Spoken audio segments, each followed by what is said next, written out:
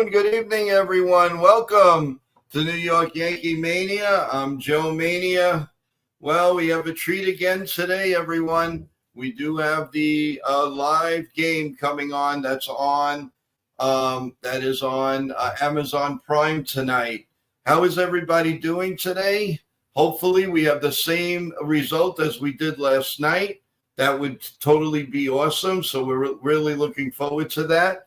A few things, everyone. Remember, push the notification button, press the like button. Please shout out to all our friends and anybody that loves the New York Yankees. As you know, we are getting closer to 100 subscribers. Once that happens, I will give away a $25 gift card to Amazon. So I'm really, really looking forward to that. And that should be, and that really should be something to say thank you to you guys. Now, I wanted to, while we have a couple of minutes before the game, everyone, I would like to go over the lineup. And the lineup for the Yankees tonight is Paul G is at first base leading off. Trent Grisham is batting second and playing center field. Aaron Judge is in right field batting third. Ben Rice is the DH batting fourth. Anthony Volpe is the shortstop batting fifth. Austin Wells is the catcher batting sixth. Batting seventh, a surprise, Pablo Reyes is playing for Chas Chisholm. As you know, we're awaiting the MRI tomorrow to see how his injury, how sincerity it is. And also Jason Dominguez in left field batting eighth. Oswald Peraza batting ninth and playing third base. So that is the lineup. As you know, Cookie Carrasco will be pitching for the Yankees. He's 2-1, 25 2/3 innings. His ERA is a little high at 5.26. His WHIP is 1.36.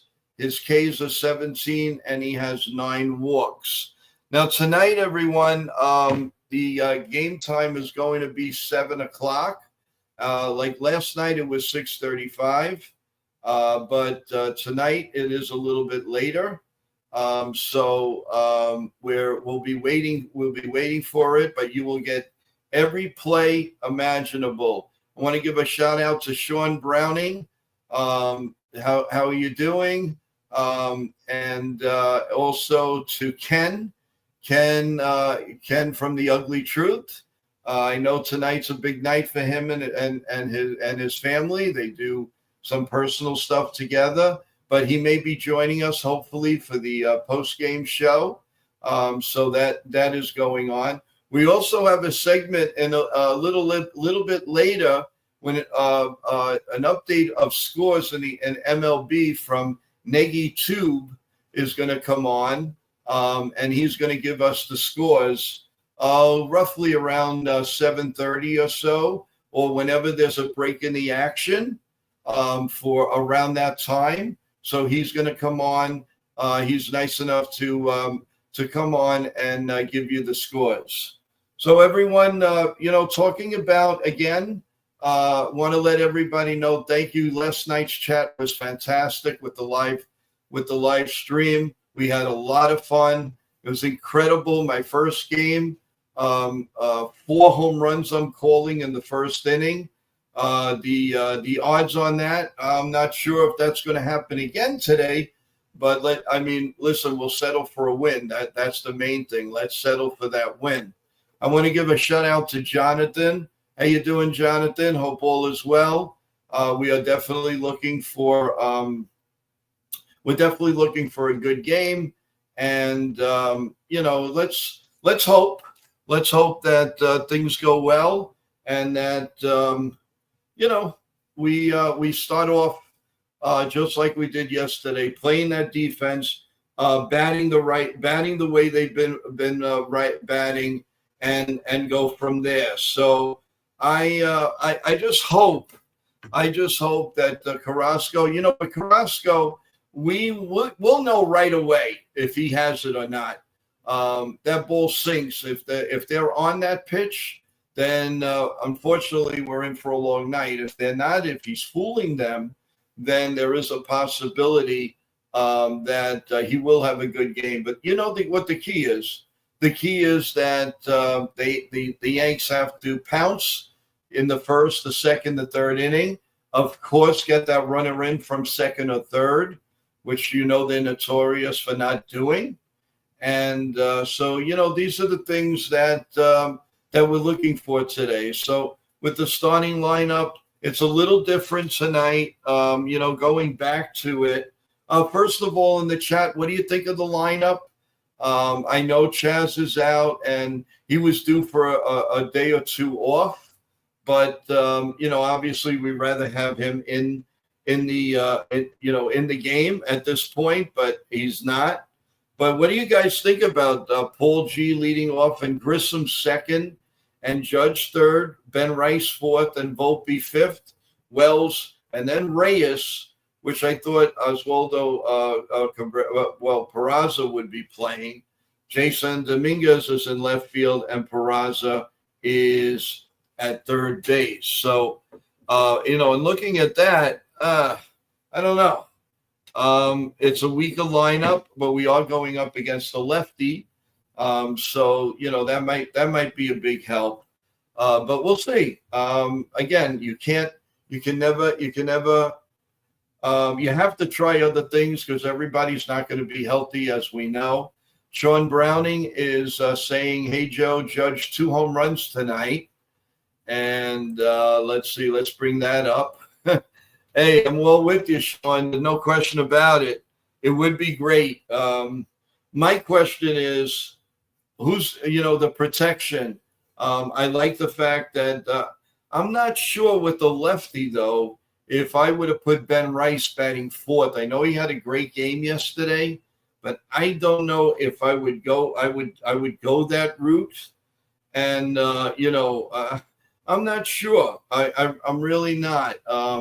What's your thoughts on that, guys? What do you feel in the lineup? You know, I see people that are watching us. Talk to us in the chat, guys. Don't be shy. Hey, Cold Italian Pizza, where are you? Easy, Joe. What's going on, big guy? How's it going? This is what I'm talking about. Family. We're talking Italian here. We talk anything. We talk Yankees. All of that. Cold Italian Pizza. What do you think about the lineup? Were you listening to us when I gave the lineup? What do you think about it? And what would you change, if anything? Let me know. You know, so you know, just a few things, a few items. You know, if you're going around the league, everyone, well, let's see, Sean Browning, Goldie or Bellinger, or move Wells up behind Judge. Okay, I could see that. But, you know, certain pitches, really, you would do that. You wouldn't do that with, certain lefties, maybe some righties. You can have Ben Rice, of course, leading off, or Trent Grissom. You have two pretty good leadoff men so far this year. So, you know, that's a very, very good start. So, you know, it's going to take an all-out effort again. I'm sure that the Orioles are going to be out for a little blood tonight because they got pounced last night, and the Yankees are just want to keep that momentum. So we'll see how that goes. Cold Italian Pizza. I'm good with the lineup. Wow. Okay. Okay, I like that. I like the spark to that. So, all right. I mean, I would have probably played a Peraza. He had a couple of very good at bats yesterday, and there is a left-handed pitcher. And how else are we going to find out what he's made of if we don't play him against left-handed pitching? That's a key. That's really a key right now. So I don't know if that's the best lineup, but, you know, let's face it. Who is on the bubble, you guys think? Do you think that Peraza's on the bubble, Reyes is on the bubble? Because, you know, sooner or later that Giancarlo Stanton's coming back. Of course, DJ LeMahieu took a step backwards, which was very sad to see because he was six out of 10 in Double-A Somerset, and he was really looking good. He was running pretty good. He was fielding we always know his fielding is excellent. But I'll tell you, it's really a shame he just can't stay healthy. So, again, it depends a lot on the fortitude and where the Yankees' head is at. They got to work the pitcher. They just can't swing at fences. It's good and all the 4 home runs, the 5 home runs, but you got to play small ball. Why not bunt once in a while with Volpe? Now Reyes is in the lineup. The element of surprise is what the Yankees need to do. Sean Browning is saying Reyes is on the bubble. Yeah, I agree with that because of the fact that Oswaldo Peraza was a big-time prospect, and Reyes just came for the fact of, that he came free agency or he was released and the Yankees took a chance on him. You got to remember, he was also on the Mets last year. He had a couple of bats. He is a serviceable player, no question. Ken is saying, I'm on the bubble. Oh, God. No, I don't think so, Ken. You're not on the bubble. You're doing fine. Ken, tonight's game is starting at 7. They had us thinking and showing that it was 6:35, but apparently it's not. So it's 7 o'clock, so we have more time here on the pregame. Sean Browning is saying constant balance approach is what we need. Yes, absolutely. We need everybody to be in sync. Again, analytics will only take us so far. We need, there's analytics, there's Aaron Boone, there's the Yankee office. Some question who's really running the lineup. Of course, the Yankees are going to say it's ultimately Aaron Boone. Some other people in the know, quote unquote, in the know, are saying it's not just Aaron Boone. They put everything out there, and then it's up to Aaron Boone. But if he goes against the grain and it doesn't work out right, then you're in trouble, and that's a big problem. Let's see. Ken is patient at the bats. Yes. That's what I've been proclaiming here all since I've started the podcast. Patience, patience, patience. The Yankees used to have that in the good glory days. They would wait the pitcher. Before you turned around, the starting pitcher had 75 pitches through 3 innings. That doesn't happen that much anymore. Once in a while, the Yankees go back to that, but it's a different mindset. It's a different set of managers, different coaches, different times. People are looking to hit the ball over the fence and all of that. So, you really can't have that all the time. And of course, like Sean Browning is bringing up, grind out the pitcher as much as you can. You grind, foul off pitches. Let him throw that strike. If you have 2 balls and no strikes, let him show me that you can throw a strike in that situation. You don't have to blast the ball and then you end up popping it up. Especially if you're behind or it's late in the game and you're tied or maybe up by 1 run. Let the pitcher pitch and you wait for your pitch to send it 9 miles. And again, the mindset doesn't have to be about home runs, guys. Not about home runs. It's about wit. It's about moving. Keep the, Ken Singleton always used to say, keep the line moving. So it's like a train track. Just you get on, he gets on, they get on, and you keep going around and around and around and around. Just a short thing. I want to go over the thank you giveaway that I'm going to be doing. remember what it is, and that is a $25 gift certificate to Amazon. And that's going to happen when we hit our 100th subscription subscriber. That night, that day, that morning, that evening, I will go on live and I will introduce a trivia question. So anybody that's in the chat, I will go one by one. Who's ever first in the chat, I'm going to ask the trivia question. If you get it right, you're the winner. Make it as fair as possible, and you have to be a subscriber and like the program, obviously. But you have to be a subscriber. We'll make sure that you know that you are. If I know 100%. Because it wouldn't be fair if you're not a subscriber and other subscribers are in the chat. And I appreciate you coming on, but it's got to be fair to everybody. Also, that everybody knows that no contact creator is eligible. So it's only you, the fans, and you, the fans only. What I will tell you is every tier, there will be another gift. And when we get to 500, trust me, you're going to love that gift. So we need your support. I really appreciate it.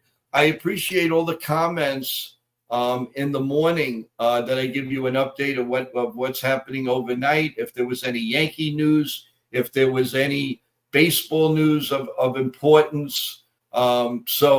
And I really appreciate you guys keep giving me the thumbs up on that, and I will continue to do that. Now this morning there wasn't an update. What I did was I went on to say that I decided to do the live stream again tonight. I figured why change the luck? We had such a great time last night, and you guys stood with me from start to finish, and I hope that you told some of your friends and some of your Yankee, fans that to come on, subscribe. As you all know, it's free to everyone. It's just better for the content and better for us to give you, the fans, all of that leeway. Again, if you're just being a new podcaster, not a podcaster, but new to our show, new NY Yankee Mania. You will see that there will be certain days that I will bring on the people in the chat to talk about their favorite thing. It'll be like an open forum, and we'll discuss anything Yankees. The only thing that I ask is obviously, we all keep it clean. Everybody's got a wonderful life. So you have to go with that. No cursing, nothing like that. It's got to be even Steven.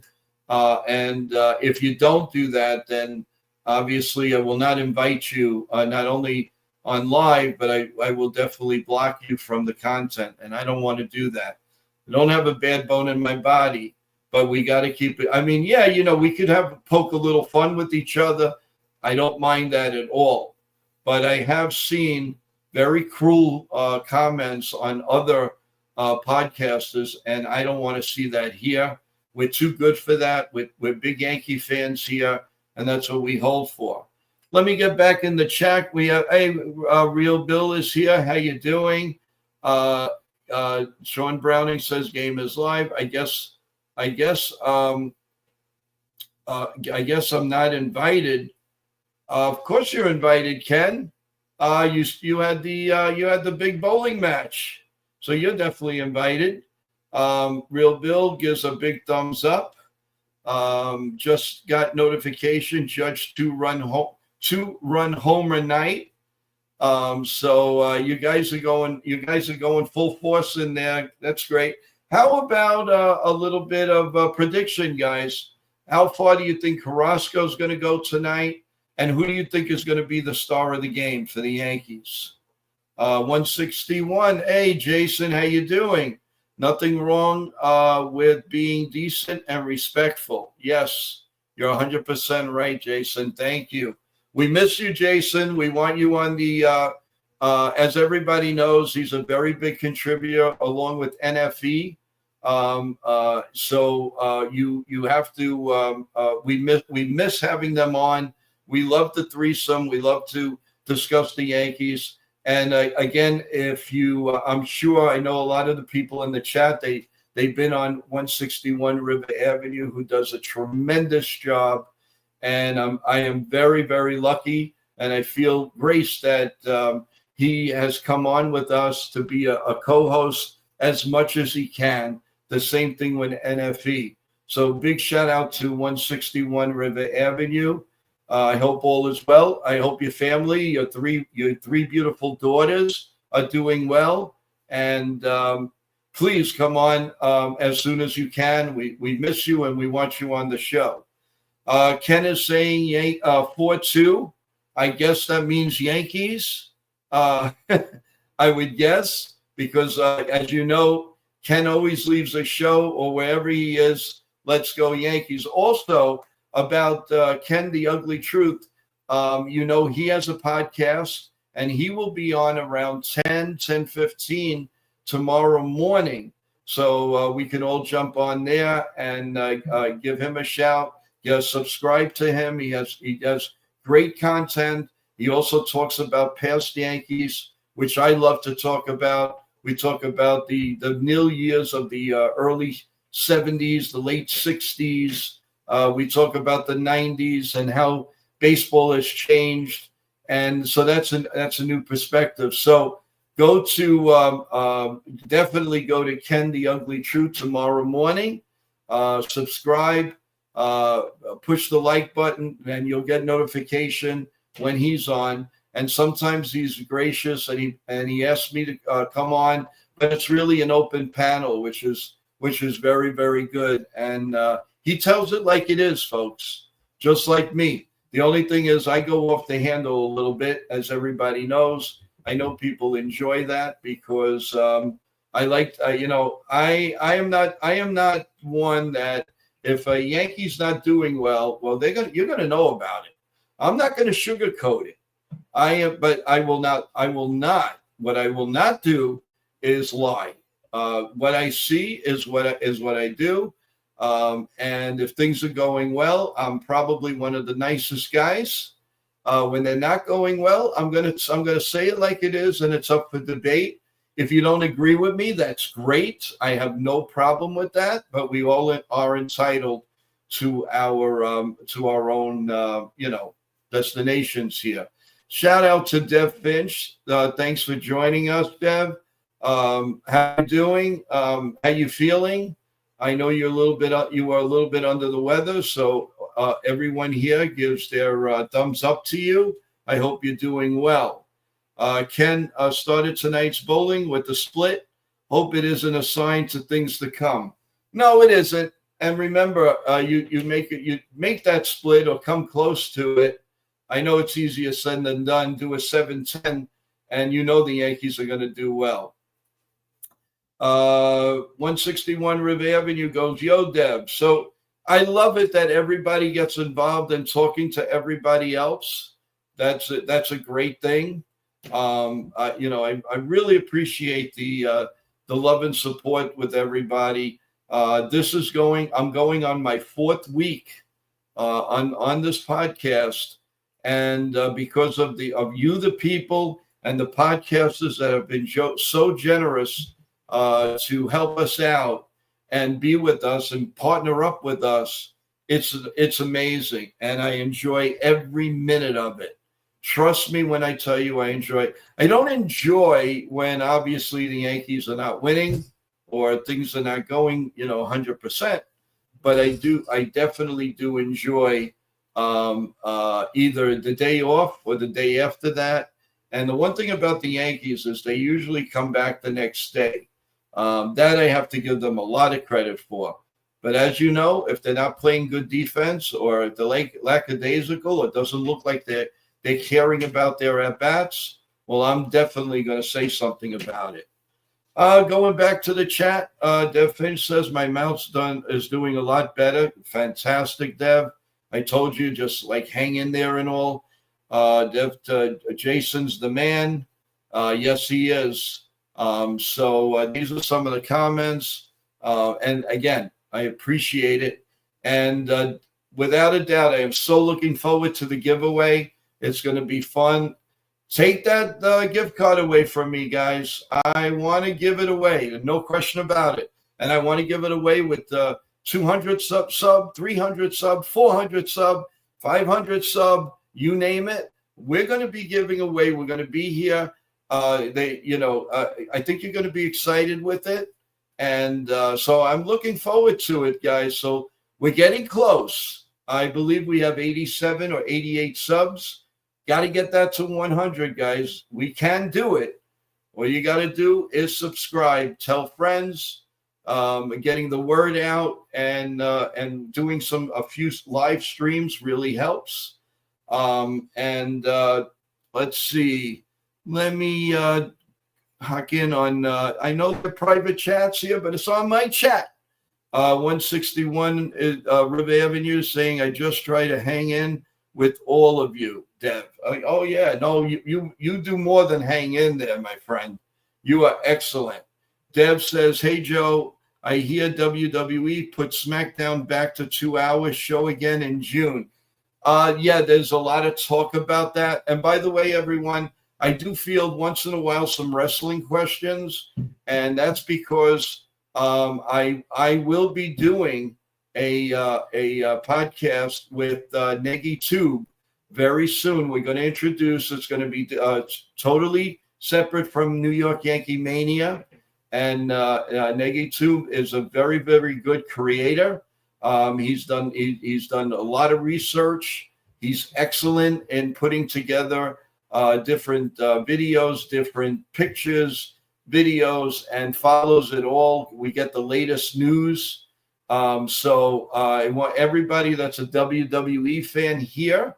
I can't wait until we start that up. So, that's going to be real soon. We are targeting to SummerSlam. And there's a lot of news going with WWE. And just quickly, I'll give you a couple of tidbits. Liv Morgan will be stepping away from WWE to go to Hollywood. And she's not going to just be another pretty face. She's going to be a big in a series. So I don't know what they have planned for the tag team championship. Are they going to lose it? Are they going to take it away from them because she's not there? Will they partner Raquel with someone else? And then you might have a feud going in. Maybe Liv Morgan will come in and get upset and all of this, and who knows, may turn clean. You never know. In WWE, the storytellers are incredible.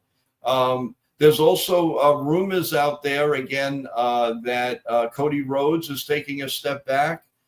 This is a time for him to relax. And also there are a couple other people that are might be stepping back. So WWE, it's a good thing that they have a lot of storytelling right now. There's a lot of wrestlers there, but you start losing quality people like Liv Morgan and Drew McIntyre to Hollywood, which I know they partner up, but it's not great. I don't think Netflix wants to hear that. Netflix wants the best show possible. They want action. They don't want we're going to fight here. They want action. And they've told the WWE headmasters of Triple H and The Rock, we've got to get down and dirty with it. So, but anyway, thank you again for, for the wrestling. We did give you some tidbits, so I'm glad to do it. But we are talking Yankee baseball, guys. In case you haven't heard, which is like no surprise, but DJ LeMahieu stopped his rehabilitation. He got a cortisone shot, felt a little pain, and I don't know how long. They don't think it's going to be that serious, but with a guy like that, it could be a week, it could be 3 days. Who knows? Very, very good news on Jonathan Loaisiga. He is on his way back, no question about it. If everything goes well, what we're hearing, within 2 weeks, he will be in that Yankee bullpen. And it's going to be real interesting who is going to come out of that bullpen.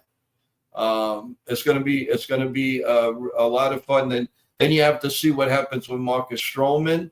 I do think a guy like Yosborough is safe. He's pitched fantastic.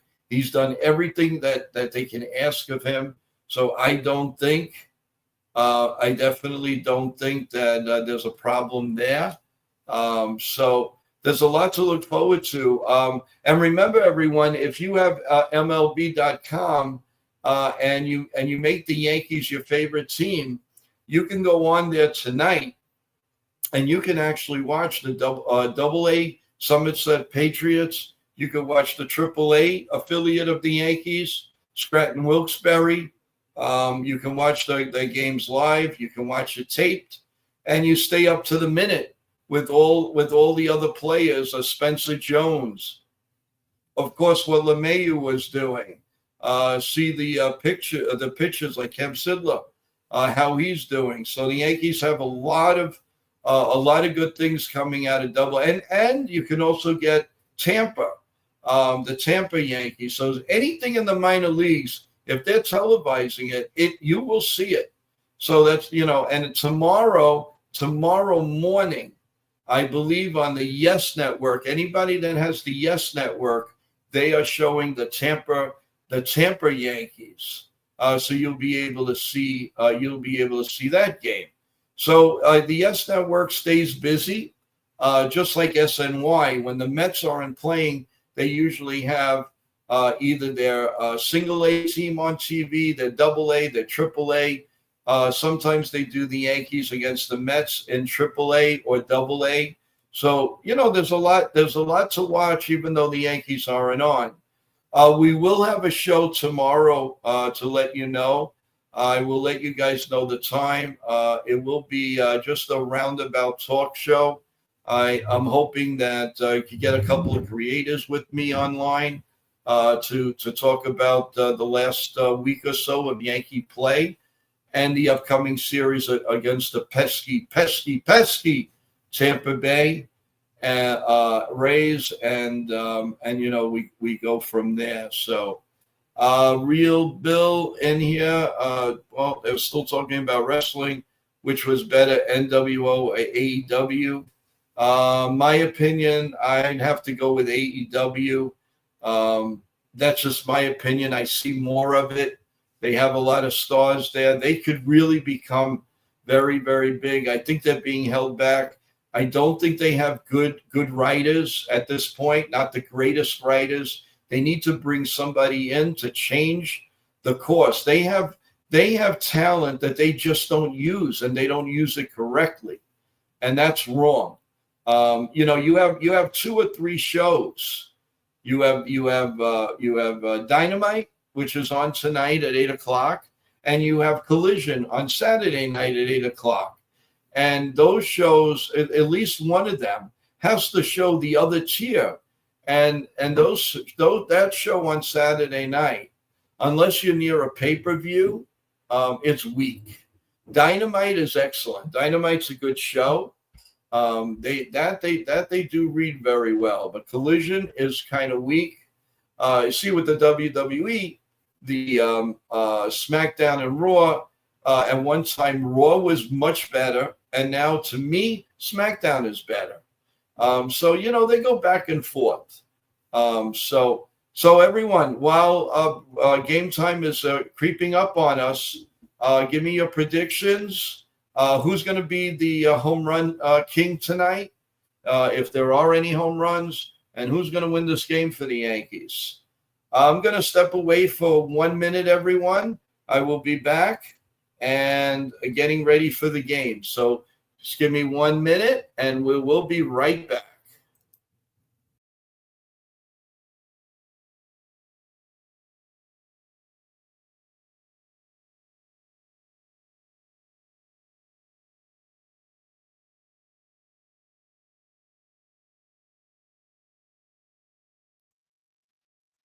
Okay, we are back, everyone, and to our surprise, the game has started, and Paul G is up at the plate, batting 363, one home run, 12 RBIs. The first pitch was popped foul, and here we go. He's getting ready, and the pitch is down low, 1-1. So the game is starting finally, and we're on the way. Seems like kind of a sparse crowd in Camden Yards. Here comes the 1-1 pitch right down Broadway. 1-2 to Paul G. Paul G has been tremendous acquisition. He's in like the last few games, he's batting .615. The 1-2 pitch a little bit low. 2 balls and 2 strikes. Paul G, perfect guideline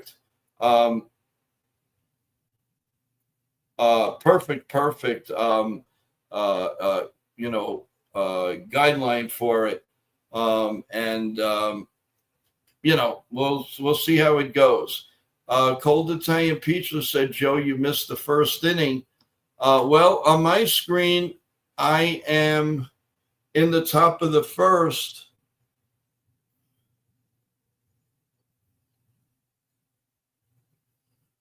Hold on, everyone. Well, I got to be honest with you, everyone. I apologize because I really they did not. They want. I believe I saw it came on my screen, the pregame show at 6:30. So there must have been a very big. There was a very big mix-up. I'm sorry about that. We are in the middle of the second inning. The Yankees are leading 2-0. I apologize for missing the first inning, and definitely Sean Browning was right. Aaron Judge hit a home run with Trent Grisham scoring. So the Yankees are leading 2-0. I will get that thing straightened out with Amazon. I apologize. Had no idea, but it looks like they just updated my screen. And let's see. Yes, okay. So we're getting it. So Carrasco's pitching right now to Holiday. Jackson Holiday is batting .247, 2 home runs, and 8 RBIs. So we're back. So the Yankees are up 2-0. Kudos to Aaron Judge. And here comes the pitch, and it's lined in the center field, and it drops in front of Trent Grisham. He bobbles it, but he stayed at first base. Trent Grisham is a great center fielder, but once in a while he gets very, very lazy in center field, and he's got to be a little bit more. He can't be that late. He's done that now the past couple of games. He's booted balls in center field. He's lucky that it hasn't hurt him. So, okay. So anyway, there's a man on first, nobody out. And Mountcastle is up at bat. And that is ball one. He's batting .191, 1 home run, and 6 RBIs, 509 OPS. Carrasco's ready. Here comes the 1-0 pitch. And it's hit deep to left field. Way back, and it is gone. Maybe I should have watched the back. Should have kept it at the back level. Fans, he creamed that ball. It is now 2-2. This all started out wrong, very, very bad, and bad on Prime Video for doing what they did. I went 2 times. I refreshed and it was behind doing the pregame show. Very, very bad. That's why the Yankees need to stay either on Yes or please go to the local stations. This is really it's not right and it's not fair. So anyway, forget about that. That's it. The home run is over. The first inning is over, and Kurtzstedt is now at bat right now. So Carrasco's got to settle down. Let's hope that's just a hiccup, that home run, and we'll see how it goes. He's in the stretch. He's in the wind. Here comes the pitch. Swung on and missed. He heard air there. Nothing and two on him right now. So again, it was a fastball which he absolutely creamed. So now we're at 2-2. Here comes the pitch, swung on and missed, and it's 1 ball and 2 strikes to Kjerstad. He's batting 186 with 3 homers and 12 RBIs. Here comes the 1-2 pitch, and it swung on and missed. And my famous saying, grab some bench. He gone, thanks to Ken Harrelson, one of the greatest announcers. Rest in peace. We'll do your legacy. He gone. So that's 2 outs now. 2-2, bottom of the second inning. And they're in the dugout now. They're still talking about, of course, the home run and all. And here comes Ramon Urias. He's batting .279 with 1 homer and 8 RBIs. The OPS is .699. 1 ball, no strikes from Cookie. And here comes the 1-0 pitch. A little bit outside, 2 balls and no strikes. So we've had a home run in the first inning, and we've had a home run here in the second inning. 1 for the Yankees, 1 for the Orioles. So we are tied at 2-2 with 2 outs in the bottom of the second. And as a ball hit deep to left field, this is going, and it's going, and it's gone. Wow. You know, he's a Yankee killer, by the way. Every time he's always in the middle of a play. And Carrasco has given up his second home run in the inning, and the Orioles now lead 3-2. So within 2 minutes, the Yankees went from leading 2-0. They are now down 3-2. Carrasco seems to be leaving the pitches up. He looks like he's throwing a couple of meatballs up there, and they're just teeing off on him. Let's hope he could just get out of this inning with this little damage. And here comes the first pitch to Mullins, and he hits a solid drive to right field, but Aaron Judge is under it, and he makes the catch, and that is out number 2. So he will still have a problem in the inning. Let's really hope that he settles down, because it's going to be a long night for both pitchers. It looks like if this goes on like that. So here comes the next pitch is a ball to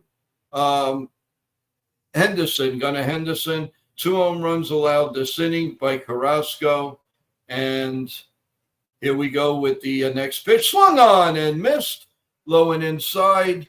And it was a changeup at 85 miles an hour. Gunnar Henderson is batting .225, 3 home runs and 5 RBIs. His OPS is .682. So, not a great second inning for Cookie, but hopefully he'll get out of it with just this amount of damage. Here comes the 0-2 pitch down low, 1 ball and 2 strikes. That was a slider, 86 miles an hour. And Carrasco's already up to 30. This will be his 39th pitch. So here we go. And the set and the pitch.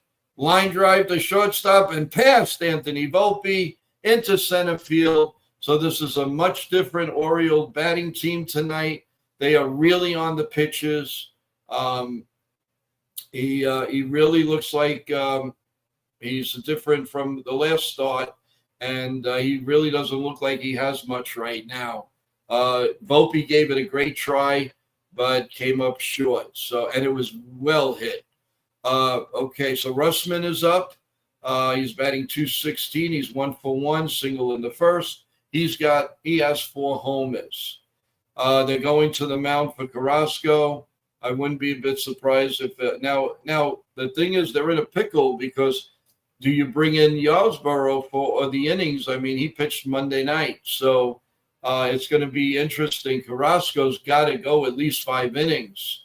It's really going to set them back. They'll probably have to go Tim Hill, to start out with, because I don't know if Yosborough was gassed. He threw a lot of pitches on Monday night. So it's definitely going to be interesting to see if that's going, how it's going to affect the Yankee bullpen. I guess they never expect. I know they're off tomorrow, so it could be all hands on deck, everyone. How's everybody doing in the chat? Nope. Everybody's watching. They're not really saying much. What do you think of the way Carrasco's pitching right now? There goes the runner, and he steals second base. Looks like the Yankees are imploding with Carrasco not pitching well. Didn't even bother to look at the runner, so he took off. And we do know that he's a fast runner. So it's a man on second. 2 outs at this point. The Orioles have scored 3 runs here in the second inning and a lead 3-2. And here comes the 1-0 pitch, down low again, 2 balls and no strikes. It seems to me that he's aiming the ball right now. He's not fluent. Sean Browning is saying too much of the plate. I agree with you, Sean. He needs to stop aiming and just pitch. Follow what Austin Wells wants him to throw. Here comes the pitch and another base hit to right field. Aaron Judge picks it up and another run scores. So that's four runs in the inning, and the Orioles now lead 4-2. I don't know what kind of a leash they're going to have on Carrasco, but it can't be too much longer. They don't want this game to get out of hand. They are really ripping. He's leaving the ball up in the plate, too much of the plate. And Sean Browning, you hit it on the nose. This is not looking very well and taxing on the Yankee bullpen. Thank God they're off tomorrow. So that'll definitely be a help. Here comes O'Hearn. He's a Yankee killer, as we know. He won the game for them the other day with that 3-run homer. Ryan O'Hearn is batting .296, 5 homers, 11 RBIs. And believe me, at least 2 or 3 of those homers are against the Yankees. He does it to the Yankees every year. It doesn't look like they have an answer for him. And here comes the 1-0 pitch, and it's in there for a called strike. So overall, everyone, guys in the chat and all, I mean, 4-2 is not, with this lineup, is not that bad, but he's got to stop the bleeding here now, guys. No more. Here comes the pitch, swung on and missed, and the count is now 1 ball and 2 strikes to O'Hearn. O'Hearn, again, a Yankee killer. Hopefully they could finally get him out. They have to figure him out. They haven't figured him out in 2 years. And Carrasco's ready. Check swing in the dirt. Ball 2. 2 balls and 2 strikes. And Cold Italian Pizza is saying, looks like the Yanks are going to have slug it out tonight with the Orioles. No question about it, especially if Carrasco's not going to improve. Here comes the pitch, and it's a line drive to second base. And Reyes catches it on the fly, and the inning is finally over. So 4 runs and 1 man left. And at the end of 2, it is 4-2 Orioles. We will be back in just a minute.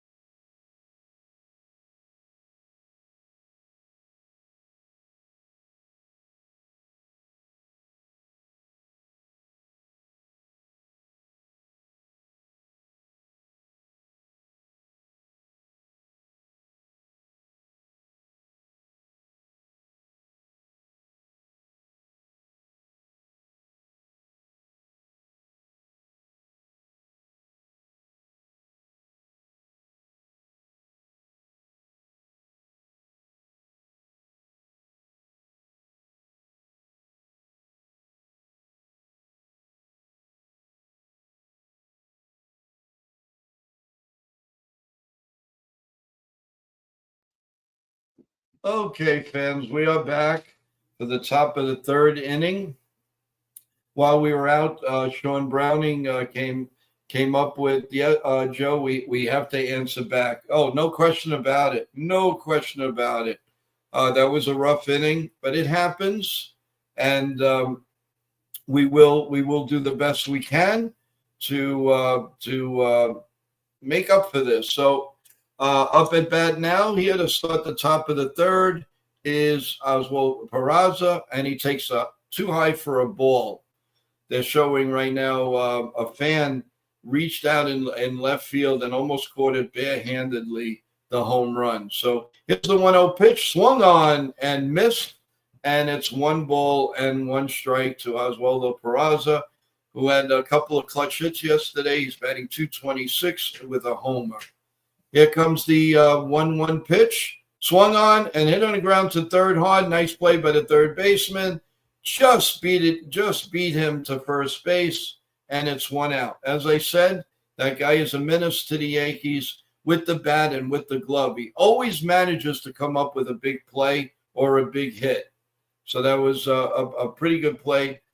He almost beat it out. I got to say, folks, if you saw that, he almost beat it out, but, no luck, no dice. So it's 1 out here, and that will bring up Paul G., and Paul G. is 0 for 1. And here comes the first pitch from Pavlik, and it swung on and missed. 0-1. He flew out in the first inning. He's now batting .360 with 12 RBIs and a home run. Here comes the 0-1 pitch. Down low, 1 ball and 1 strike. So the Yankees, they need to attack. They need to be patient and go with the pitch, go the opposite way.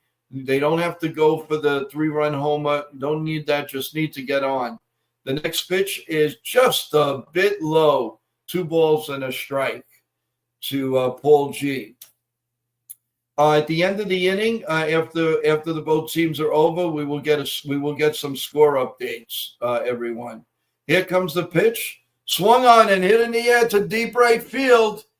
The right fielder right in front of the Xfinity line sign, and he makes the catch. It just died at the end. So they are hitting the ball hard, folks, but this one had nothing went right into the glove.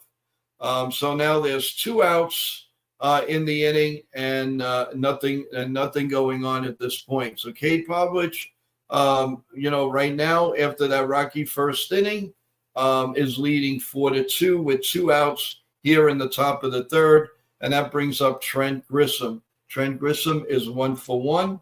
Here comes the pitch, a little high for ball 1. 1 ball and no strikes. He singled in the first inning. He's now batting .304 with 8 homers, 15 ribbies. The next pitch, right down Broadway, 1-1. 1-1 to Trent Grisham here in the top of the third inning. So, they've hit the ball hard. Nothing to show for it in this inning anyway yet. Here comes the pitch, a little down low with a curveball at 78 miles an hour, and the count is now 2-1. So again, everyone, the Yanks are down 4-2 here on the top of the third with 2 outs and a 2-1 count to Grisham. That's in Broadway. That's 2-2. 2 balls and 2 strikes on Trent Grisham. And, of course, Mr. Captain, Mr. Everything is on deck. He homered in the first inning and gave the Yankees a quick 2-0 lead. But Carrasco has given it up, and it's now 4-2 Orioles as we play in the bottom of the third. He's ready to pitch. He's off the mound, just walking around, really. Now he's getting ready for the set. And the 2-2 pitch to Grisham is a little bit high, 3 balls and 2 strikes. So hopefully if Grisham can get on, well, guess who's up? And with 1 swing, we can tie this baby up.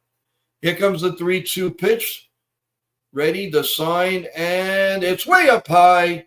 Ball 4. So what we can hope for Aaron Judge is coming up again.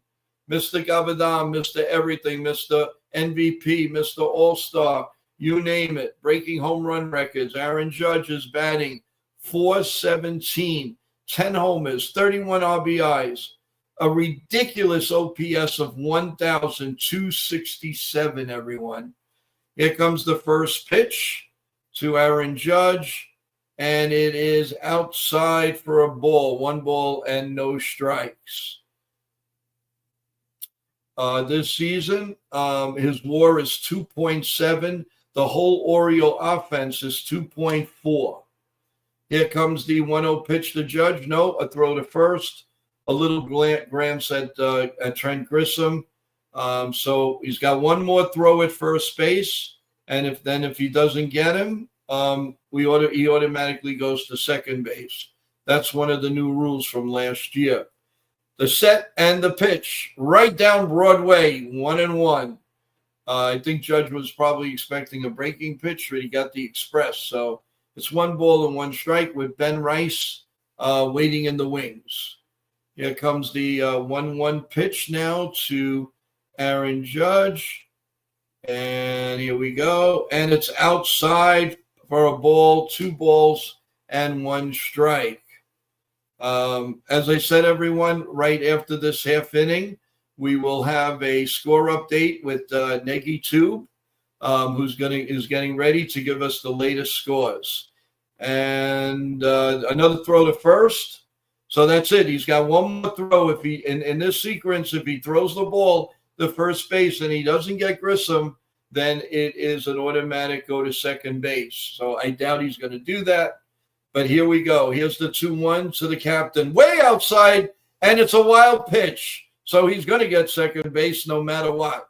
Man, if there's somebody he doesn't want to pitch to, they might as well just put him on if he's going to throw like that. I mean, literally nowhere near the catcher. Bob Uecker used to say in the movies, just a bit outside, and that's basically what it was. I would think that, yes, they are intentionally walking him, folks, so they don't want any part of the captain.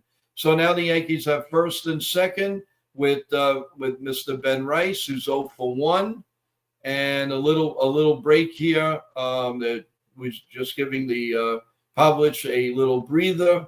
So Grisham's on second, Aaron Judge is on first, 2 outs, and the Yankees, it would be a nice clutch hit here.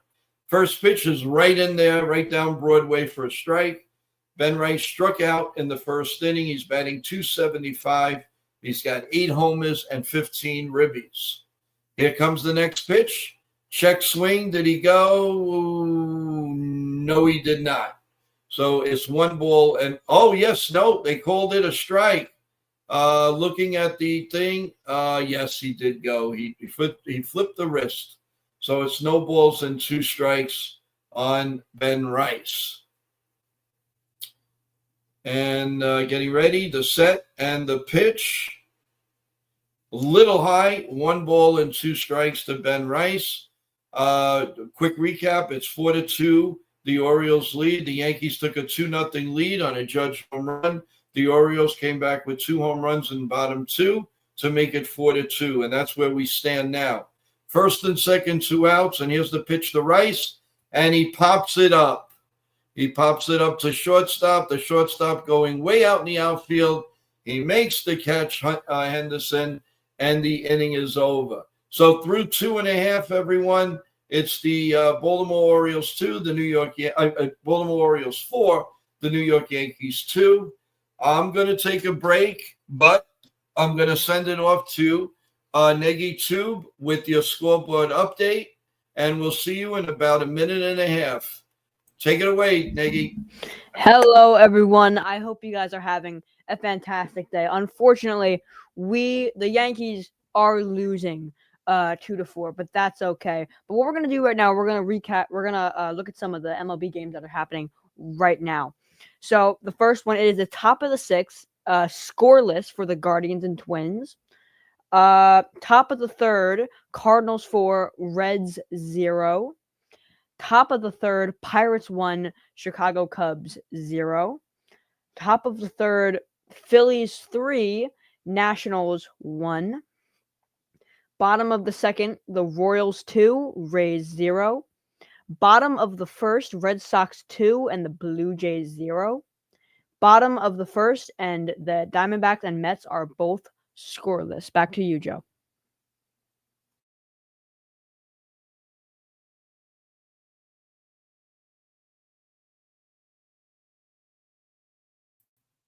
Thank you for the update, Niggy. That was very, very good. Thank you for keeping us abreast to it, and I really appreciate the help. And we will speak to you soon. Thank you so much. Have a good evening. You too, Joe. All right, that was pretty good. The Red Sox, are on a roll right now. The Yankees have to keep winning, folks. They are pouncing on the Blue Jays. I don't know. Dev Finch gives a shout out to TJ. Dev, of course, listened to our initial wrestling show, and Dev, TJ does give you a big hello. And we're back with the action, and we are in the bottom of the third here, and the Yankees are down 4-2, and the hitter is Liriano. He is 0 for 1. Carrasco is still out there on the mound, but I don't think the leash is too much going to be longer than what it is right now if he gives up anything else. We have a 2-ball, 1-strike count on Liriano as he bats here in the bottom of the third. So here comes the 2-1 pitch by Carrasco. Swung on and missed, and it's 2 balls and 2 strikes. So Carrasco looking to rebound in that tough second inning, and these things happen. And if he he really, really needs to hold them down. I mean, there's no question about it. The set and the 2-2 pitch to Liriano is swung on and missed for a third strike for Carrasco. So that was big. You get the first guy out. That's always a good sign. So Carrasco's ball now is moving. He had that bad hiccup, but hopefully now things will change. Jackson Holiday is up. He singled in that second inning and scored in front of the home run. So we want, obviously, we want him off the bases right now. Here comes the pitch. There's a ground ball to first base. Paul G. hands it over to Carrasco, and he's definitely out for the second out of the inning. So things are going smooth here in this inning. Ryan Mountcastle is coming up now for the third hitter of the inning. There's 2 outs in the bottom of the third. Again, the score is 4-2. And I try to say the score quite a bit, everyone, just in case people are just here listening, can't see the game, so they want to get updated. So if I'm saying it too much, there's a reason for it. The first pitch is outside, ball 1 to Mountcastle. He is 1 for 1. He had a hit in that infamous second inning. So this is a good shutdown inning that Carrasco desperately needs now with the little pitches. So here's the pitch, swung on and missed. So it's now 1 ball and 1 strike to Mountcastle. Carrasco is looking. He checks the runner. No runner, actually. He's checking himself. Here comes the 1-1 pitch. And that was hung up a little bit. He's lucky he didn't get the cream it. That's usually his zone to cream a ball, so he missed it. So it's 1 ball and 2 strikes to Mountcastle here in the bottom of the third. Carrasco looks to rebound from that awful second inning where he gave up the 2 home runs and the 4 runs. That ball was he was very, very lucky that Mountcastle didn't put it in the seats. So here we go. It's 1-2 count to Mountcastle as we hopefully will end the bottom of the third. Yep, it's a ground ball to third. Cabrera all the way down to first. Wow, he was really hustling, but they got him by a stride, and the inning is over. So at the end of 3, the Orioles 4, the Yankees 2, and we will be right back.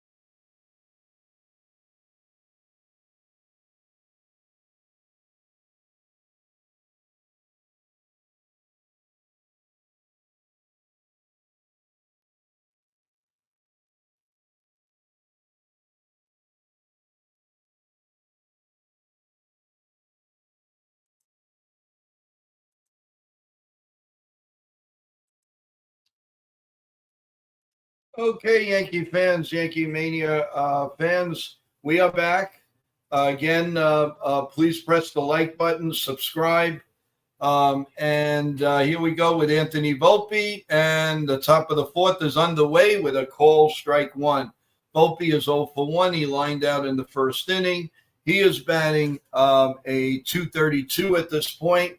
And here comes the next pitch and another call strike. Povich breaking pitches are going in very well, very well. He's playing catch with his catcher, just like Rodon did with Wells last night. So hopefully we will definitely catch up with him, and we'll see what happens. Here comes the 0-2 pitch, everyone. Pop foul. That would have been a ball, but you have to protect the plate at 0-2. So Volpe is up there, 0-2. 4-2, the Orioles lead in the top of the 4th. And here comes the 0-2 pitch. It's a little bit low. 1 ball and 2 strikes to Anthony Volpe. It would be nice for him to start the inning and keep the train ride going and move and move and move. Move the train ride. Here comes the 1-2 pitch to Anthony Volpe. And again, it's down low, 2 balls and 2 strikes. It's good to see that he has a little discipline here at this at-bat. That's all he really needs to up that batting average. That batting average is, we would love it to come up more. The 2-2 pitch swung on in a high fly ball to right field. The right fielder is coming in, and he makes the catch. So there's 1 out here in the top of the 4th. In the dugout in between innings, Mac Blake and Carrasco talking it over. Carrasco has like a little grin on his shoulders. Not sure if he's coming back for the next inning, but we shall see. Doesn't look that way. I'm not sure. It looks like he's going straight into the locker room. Here's Austin Wells with a fly ball to center for the second out. And he hit the first pitch. So we've got 2 outs in the top of the 4th. And Pablo Reyes is up. So, again, the Yankees are fishing. Hopefully they'll find their way. They are grasping at the pitches. They're not letting the pitcher pitch. They're swinging at it all, and that's not what you want to see. Swing and a miss to Pablo Reyes, who's of course playing for Chaz Chisholm, who definitely has the we'll know more tomorrow or Friday where it is with him. Pablo follows the next pitch, so they're swinging at everything right now. Anything that's close to the plate, they are swinging at, and that's not good formula for another win. So we need to be a little bit more patient. We've got to keep the score where it is on the Orioles, so obviously we can come back. They are definitely showing Matt Blake right now. I got a feeling that Carrasco's night is over, but we'll see. They haven't shown anybody in the bullpen. Here comes the 0-2 pitch, way in the dirt. 1 ball and 2 strikes. So Reyes is getting a chance to play. We've seen him at second. We've seen him at third. We've seen him in right field.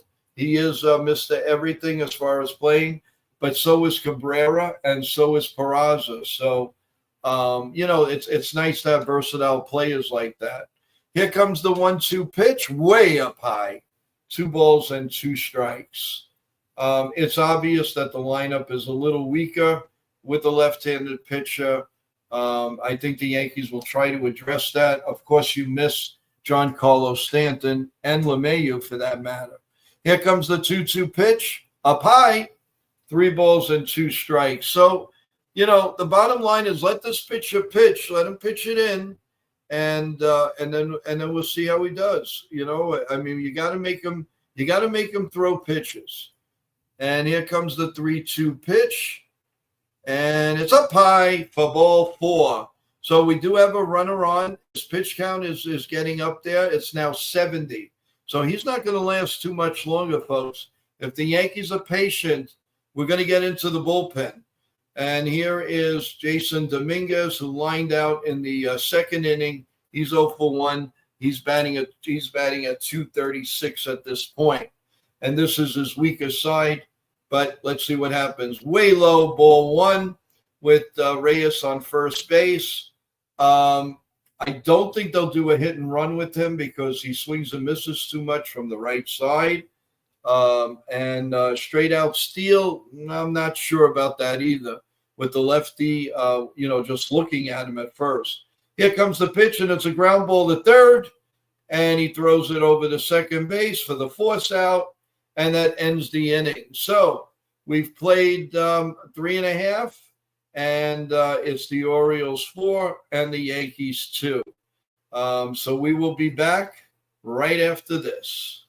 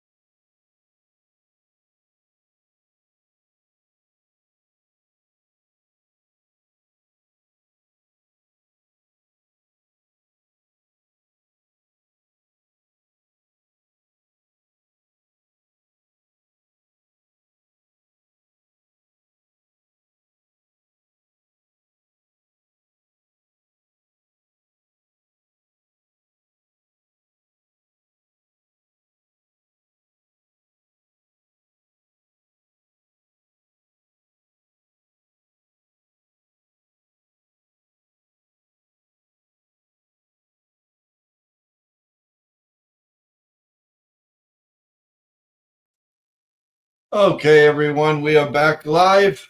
Quick scoreboard update while I have it up in front of me. The Dodgers beat the Marlins 12-7. The Tigers 7-4 over Houston. The Cardinals beat the Reds 6-0, and the Red Sox are up 2-0 in the top of 2. Carrasco did come in. There could be an injury here. Here comes Boone. Something happened, and let's see what's going on. Doesn't look too good. We're looking at the replay. What happened?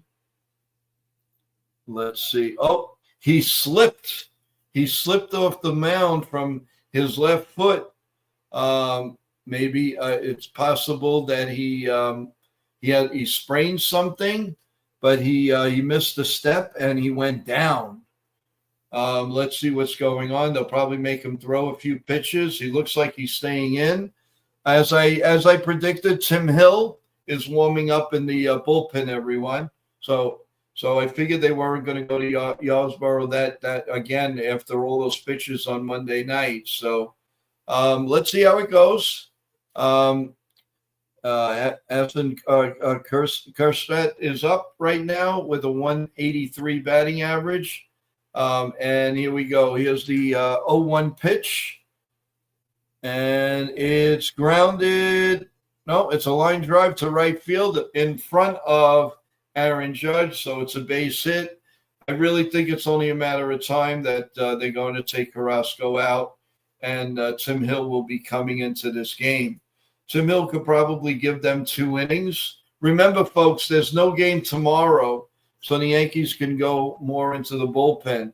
And here is trouble for the Yankees. They always manage. This guy always manages to cause havoc to the Yankees. Urias. And here comes the first pitch. Grounded behind home plate, foul, and the count is 0-1. This guy has been nothing but trouble since every time he comes up against the Yankees. He's always doing something to wreak the havoc of the Yankees. He'll make a great play. He'll hit a home run. He'll hit something in the gap. He'll do something. He's sort of like Andrew Kirk, a player, or a Divas. They are thorns on our side. So you're always going to have that. And this is the guy on this team. So here comes the 0-1 pitch. And it's way low, 1 ball and 1 strike. So we're in the bottom of the 4th. The Yankees' final game of this quick 3-game road trip. And then they come back to New York and play the pesky Tampa Bay Rays. So you know what they do to us a lot of times. The next pitch is down low, 2 balls and 1 strike. This is usually a perfect time that Urias usually does a hit and run. I've seen this many times, and he usually tries to shoot the ball between second and first. Here comes the pitch. Down low, check swing. Oh, he says he went around. Surprising. 2 balls and 2 strikes now is the count. Nobody out. Man on first. Bottom of the 4th. 4-2 O's. For you in the chat, by all means, ask some questions. You've been quiet. I know you're a little bit down because of the score, but we got to perk up here, guys. We there's still a lot of game to go. Here comes the 2-2 pitch. Ready, he sets, and he delivers down low for a ball. 3 balls and 2 strikes. I think the end is coming for Mr. Carrasco. If the Yankees want to stay in this game, it's the right thing to do. If he puts this runner on, I think it's time to make a change. And here comes the 3-2 pitch. And it is pop foul behind home plate. We'll do it again with Urias. And he, again, is a pest. The ball actually, after it hit his bat, it hit Wells and nicked Wells a little bit. But that's nothing new. You know, Wells always gets nicked behind the plate. So that is absolutely nothing new. So let's get back to the play. 3 balls, 2 strikes. Carrasco sets. Is ready. Is very slow to the plate. Here comes the pitch. Oh, he throws to first base. No avail. So just to keep the runner in check. And again, slowing down the pace a little bit. But it's 3-2. It would be nice. A great double play would be fantastic, but an out itself would be great. Here comes the 3-2 pitch. Swung on and missed. The throw to second, it's way high, and the runner steals second base. If that ball was on the bag, he would have been a can of corn. He would have been a dead duck. But Wells rushed it and threw it really high, and you literally had to be 7 foot tall to get the ball down. And now everybody is collaborating. There's a little pushing and shoving going on, guys.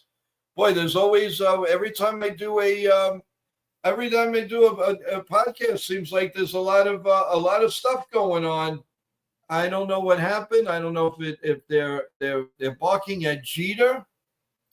It looks that way. If they show us a replay, it would be nice. I mean, they're keeping it live right now, but probably didn't like. Maybe they didn't like Jeter the way he came down on the player. I'm not sure, but would love to see the replay. When they got to show replays, they don't show replays. Now things are settling down, and it looks like the bullpen all came out, so they're going back. So there's going to definitely be a little break here. Again, show the replay. Unbelievable. Yeah, it is a mini brawl. I don't know. Oh, finally. Okay, so Kjerstad drove. Okay, so Reyes came down, went high in the air, and he came down on Kjerstad's head. I mean, really, he had no place to go. He really did. I mean, yes, he's got to be. I'm sure he's sorry about it, but he didn't mean it. I mean, it was right there. I mean, he went straight up in the air, folks. Look at that. There was no way. There was no way for Reyes to, actually Kjerstad could have moved a little bit and he would have came down. So, I'm not blaming Reyes at all. The man jumped for the ball, and as he came down, he came down on the head. It is not his fault. He was just trying to defend the ball. So I'm not going to put this on. No way am I putting this on on the Yankees. Looks like a break in the action. They're taking Carrasco out. So we'll be back to actually dissect this in a minute or so.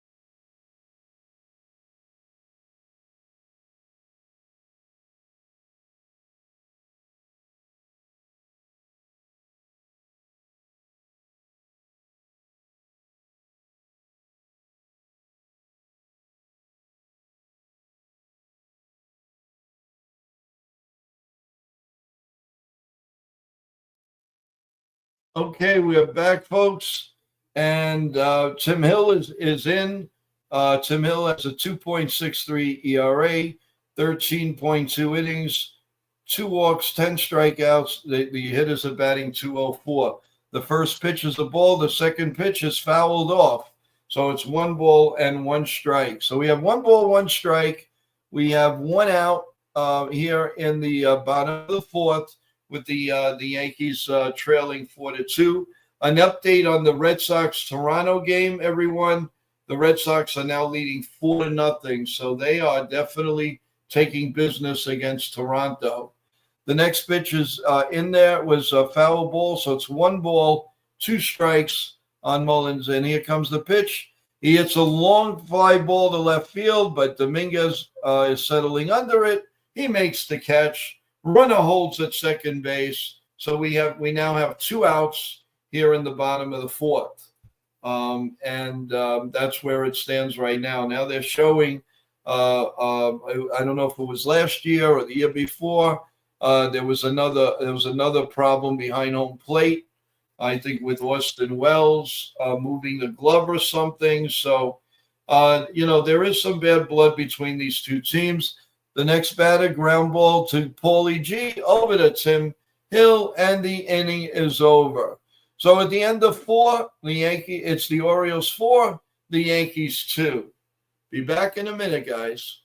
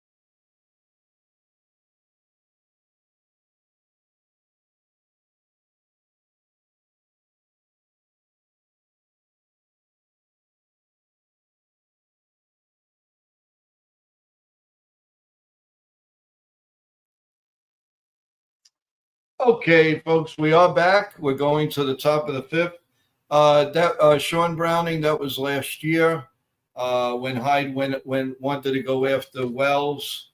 So that was a totally different issue and nothing to do with tonight. So we are getting ready for bottom of the 5th. Oswaldo Peraza is going to lead it off. And let's see what we can do in this inning. Keep at it. Get this guy's pitch count out of whack, which is 72 for Povich right now. And let's start off a good inning, guys. So we're getting ready. Here comes the first pitch of the inning here in the top of the 5th. Right in there. He's got that crazy what a curveball. 75 miles an hour. He's now on his 74th pitch coming up, guys. So it's 0-1. The pitch. It's a fly ball to deep center field, but Mullins is under it at the warning track, makes the catch. So a little bit further, and we might have had some good things happening. But it's 1 out now for Paul G, who's 0 for 2. He has 2 flyouts, 2 deep flyouts actually. He's batting .357, 1 homer, 12 RBIs. We don't care if it's 1 homer. We want the production to move the runners over. So the first pitch, down low, 1-0.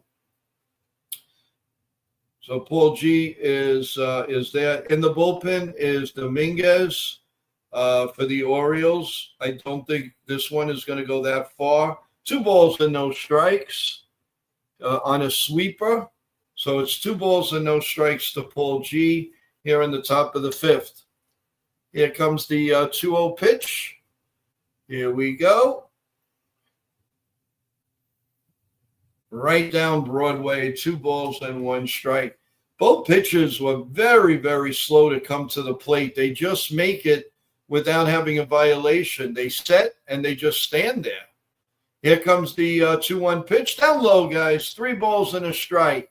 3 balls and 1 strike now to Paul G. Hopefully, something good will come out of this. The set, And here comes the pitch. Swung on and hit deep to center field.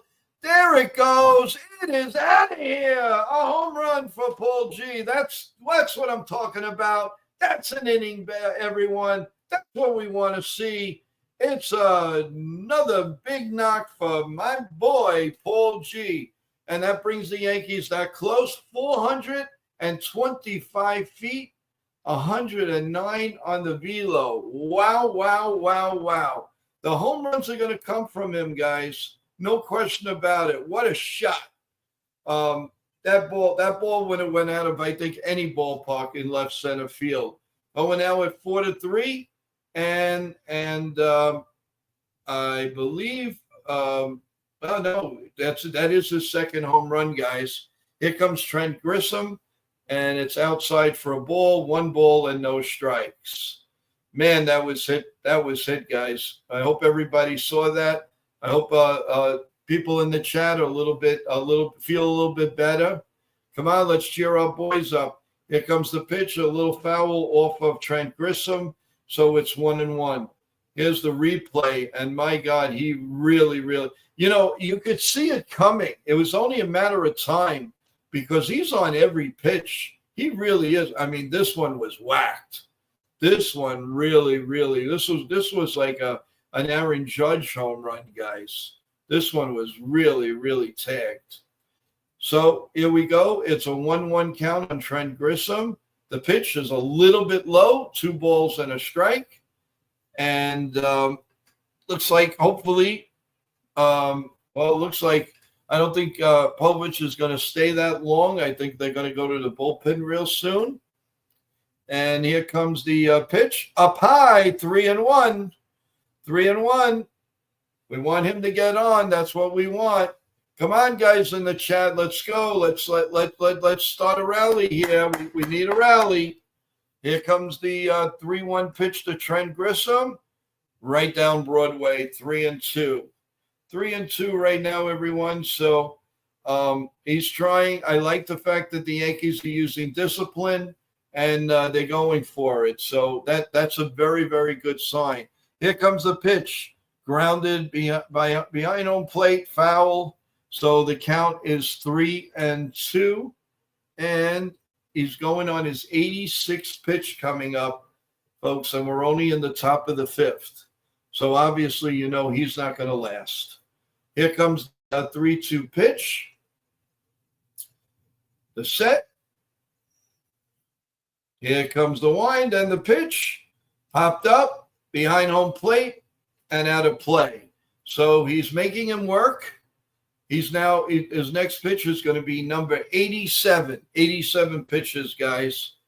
So let's see how it goes. He sets.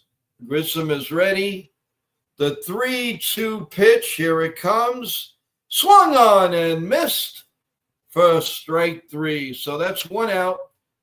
Probably would have been a ball. Probably. That was a little outside, but I guess he obviously protecting the plate, and that's what he did. They're showing the fight that happened back in 1996 with Darryl Strawberry, Tino Martinez getting hit in the back after a long home run off Armando Benitez, he was an animal at one time. He was a good pitcher, but he gave up a lot of home runs in clutch situations. So so they're going back to that. I don't like the fact that, promoting fights and everything to going back at all that. By the way, they just took the picture out. So we're going to go to a break in the action, everyone. We will be back for the Aaron Judge at bat. So let's hope that's going to be a dinger. Keep talking in the chat, and I will get to the chat in a little bit. See you in a minute.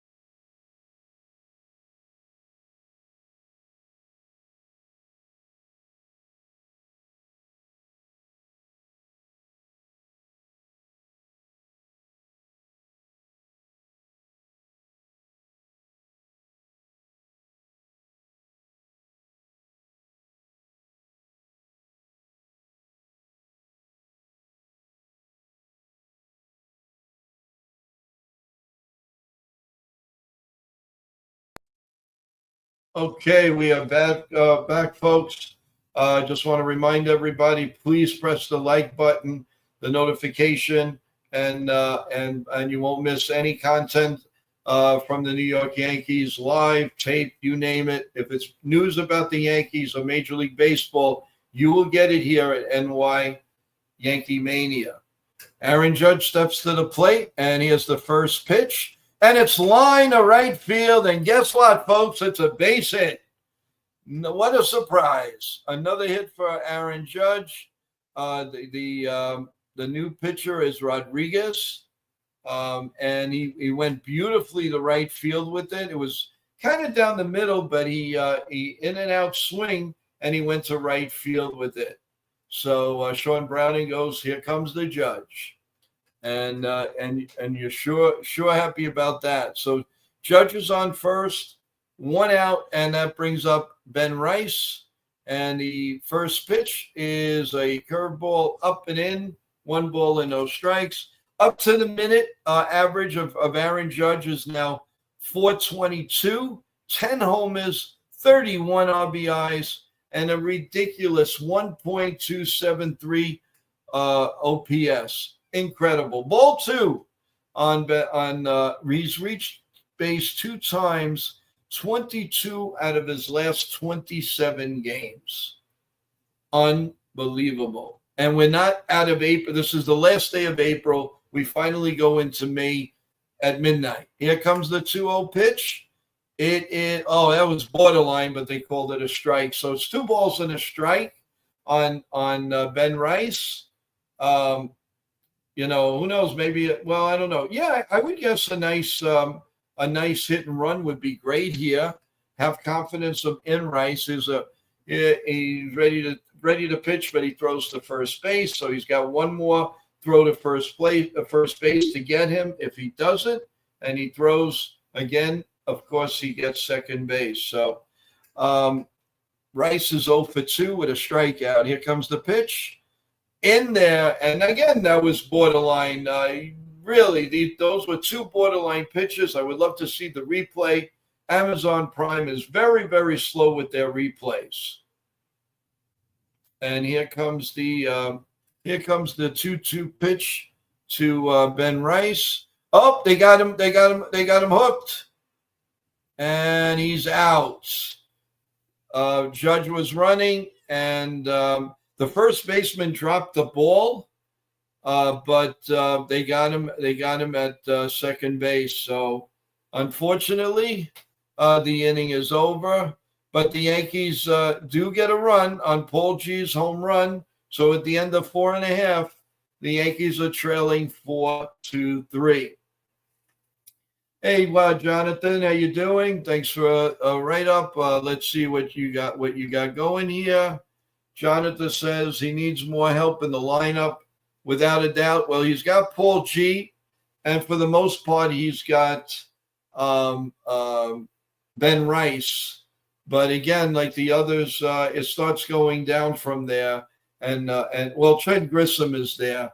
But Trent Grissom, I mean, obviously, listen, whatever good we're getting out of him, let's enjoy it, because you don't know how it's going to last.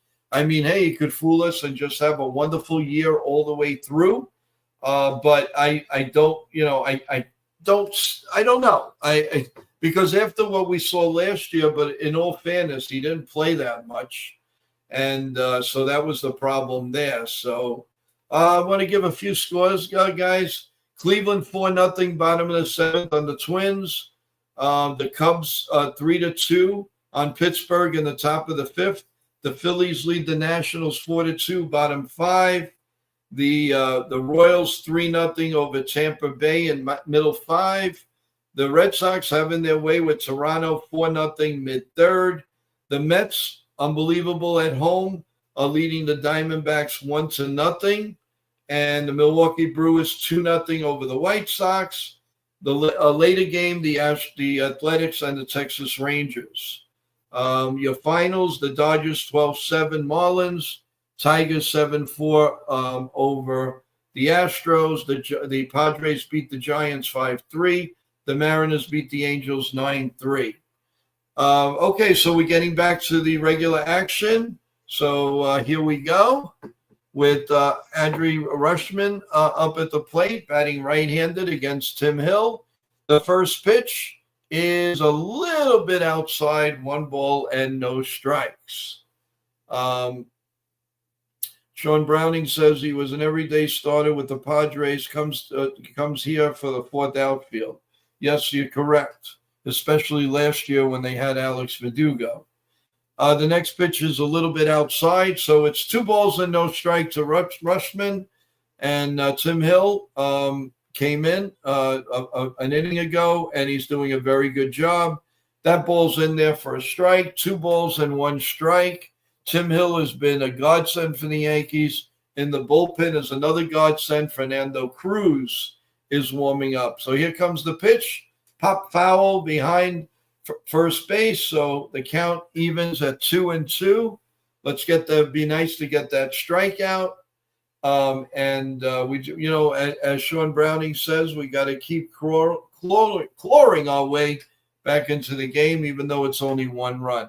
The 2-2 pitch, a little bit high, 3-2. Looks like he rushed that pitch, and that fastball was up and in. So 3-2, nobody out, nobody on, and Yankee killer O'Hearn is up next. So you want to keep this guy off the base. Here comes the pitch, a little bit inside, ball 4.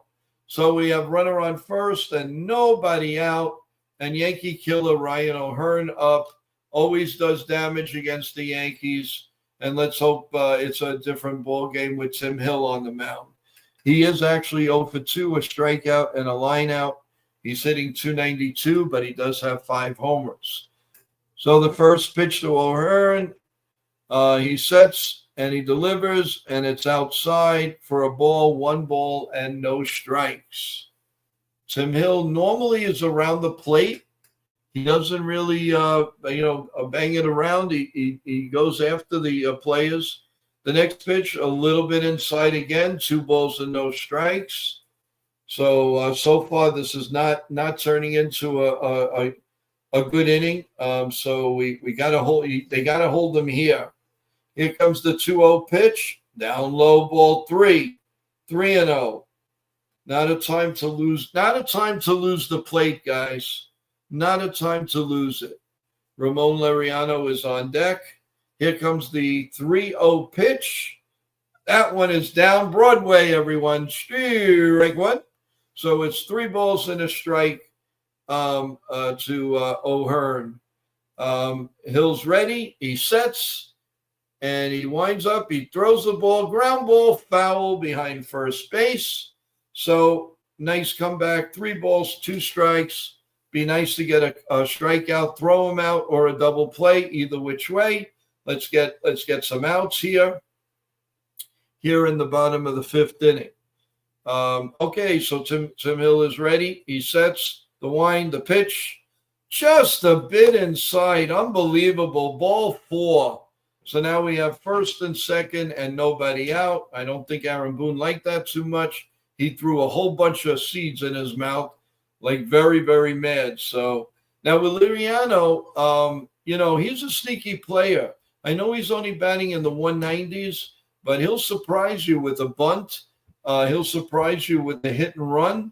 So you have to be very, very careful with this. This is a very, very important batter now in this game. So let's see what the Yankees do. First pitch is right in there for a strike. No sign of a bunt. So it's 0-1. So there's always but he's very fast. But there's always a chance, hopefully, for a double play. Here comes the 0-1 pitch, and it's grounded up the middle. Oh, and Jeter boots it. He booted it. All hands on deck are safe. The bases are loaded, and nobody out. Not a good sign, guys. Very, very, very bad sign. That was a double play. But in the haste of the speed of Liriano, I have the distinction of always saying Jeter. Volpe rushed it because the guy is such a fast runner, but you don't have to worry about that. Get the lead out. Don't worry about it. If you don't get first base, it's fine, but you got to get the guy out at second, and he took his eye off the ball and looking at the runners, and this is what happens. So now this is not good, guys. The bases are loaded, nobody out. It's 4-2 Orioles, and they could actually break the game open. So this isn't a good thing. It's definitely an error on Volpe. And let's hope. And Jason Holliday's in, who's batting .253. He has a single and a run. He has 2 homers, 8 RBIs. So it could be, it could be one pitch from disaster or get one pitch out of the way. So here's the pitch. Call strike 1, 0-1, right down Broadway. So, Holliday is a big-time prospect. He's been okay, but swing, and he doesn't get it. I felt the wind from here, guys. It's 0-2 to Holliday. And we will see what the next pitch is. And it is fouled off. And we are still at 0-2. So 0-2 on Holliday. And, Amazon Prime just time and time again has problems. It's really, you never see this on the other platforms. Here comes the 0-2 pitch, and it's grounded to second. Reyes touches the guy, but he waited too long to throw to first. A run is in. He made an out. He should have went for the double play the other way. He did not. So now it's 5-3, first and third. It was a ground ball. He could have gotten a double play. He didn't run at the runner. He could have tagged that runner that way. He let the runner come to him, and he was going straight. He was not going for the runner. He just barely got him. And, he was safe. So now the Orioles are complaining that he was not touched. We will check it. Yes, he nipped him. He did nip him in the back of his number 12. So they don't really have an argument on that. He was definitely out. So it's first and third and 1 out. And it looks like we are changing the pitcher, and we're bringing Cruz in at this point. So what do you guys think so far right now? A little different from last night, although, of course, Judge started with a home run, and he just continues to hit.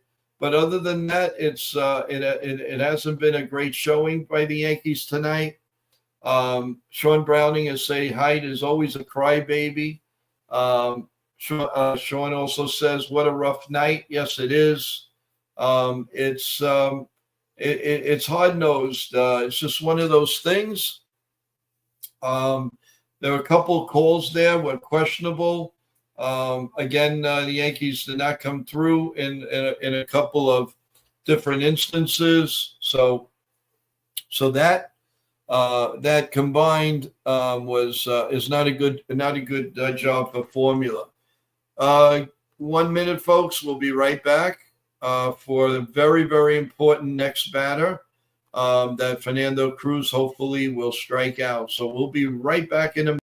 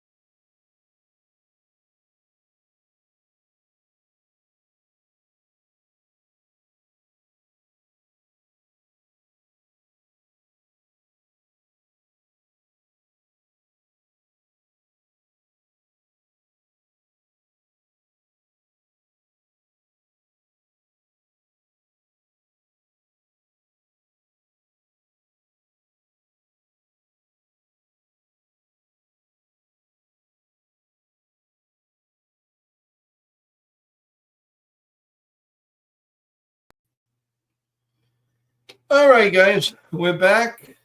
Ryan Mountcastle is up at the plate. Fernando Cruz is pitching. And this is a big batter right here. Here comes the pitch. Grounded foul down the third base line. 0-1. Yankees have got to try to keep the game at 5-3 so the offense could come back and really pounce on the Oriole relief pitching, hopefully.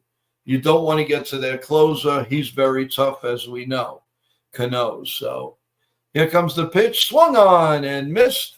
0-2. So Cruz coming in. Hopefully, he's got that nasty breaking pitch, and it's really working.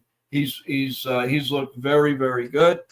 Here comes the 0-2 pitch to Mountcastle, and it is swung on and missed. For strike 3. Grab some bench, baby. Grab some bench. You need to get out like that, huh? So now we have 2 outs going here in the bottom of the 5th. Still not out of the woods. Crested is up. He's 1 for 2 with a single in the 3rd inning. So this is still not out of the woods. Let's try to get out of this.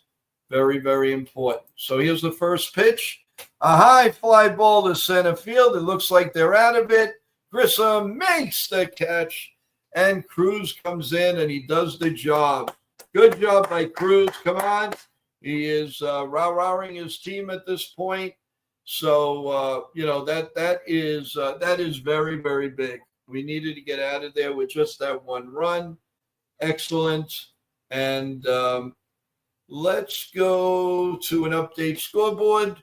Guardians 4-1, middle of the 8th. The Cardinals 9-0 over Cincinnati, bottom 6. The Cubs are 3-2, top 6 on the Pirates. The Nationals are getting beat again by the Phillies, 6-2. The Royals are beating Tampa Bay 3-0 in the top of the 6th, top of the 4th. The Red Sox having their way with the Toronto Blue Jays, 4-0. The Mets, bottom 4, on a Vientos home run, lead the Diamondbacks 1-0. The Chicago White Sox and Brewers. The Brewers are up 2-1, bottom 2. A's and Rangers, no score. The finals, Dodgers 12, Marlins 7, Tigers 7, Astros 4. The Cardinals 6, Cincinnati nothing. Colorado, surprise, won a game today, 2-1 over Atlanta in Colorado. And the Padres beat the Giants 6-3. And the Mariners beat the LA Angels 9-3. So that is your updated scoreboard, everyone. So we are now headed to the top of the 6th, and hopefully this will be a good inning. Sean Browning says, come on, let's have a crooked number, please. Cruz has a nasty splitter, without a doubt. What's your thoughts, everyone? Do you think we're going to come back and win this game? What do you think? Name that Yankee tonight. 244 average, 167 homers, 4 All-Stars, was with the Yankees in 1953 and 1954. Who can that be? We'll see. We will see who that is. I have my thoughts, but I'm going to keep it to myself. So here we go. And we are now in the top of the 6th. And Ben Rice leads off for the Yankees. And here we go. The first pitch, pop foul behind home plate.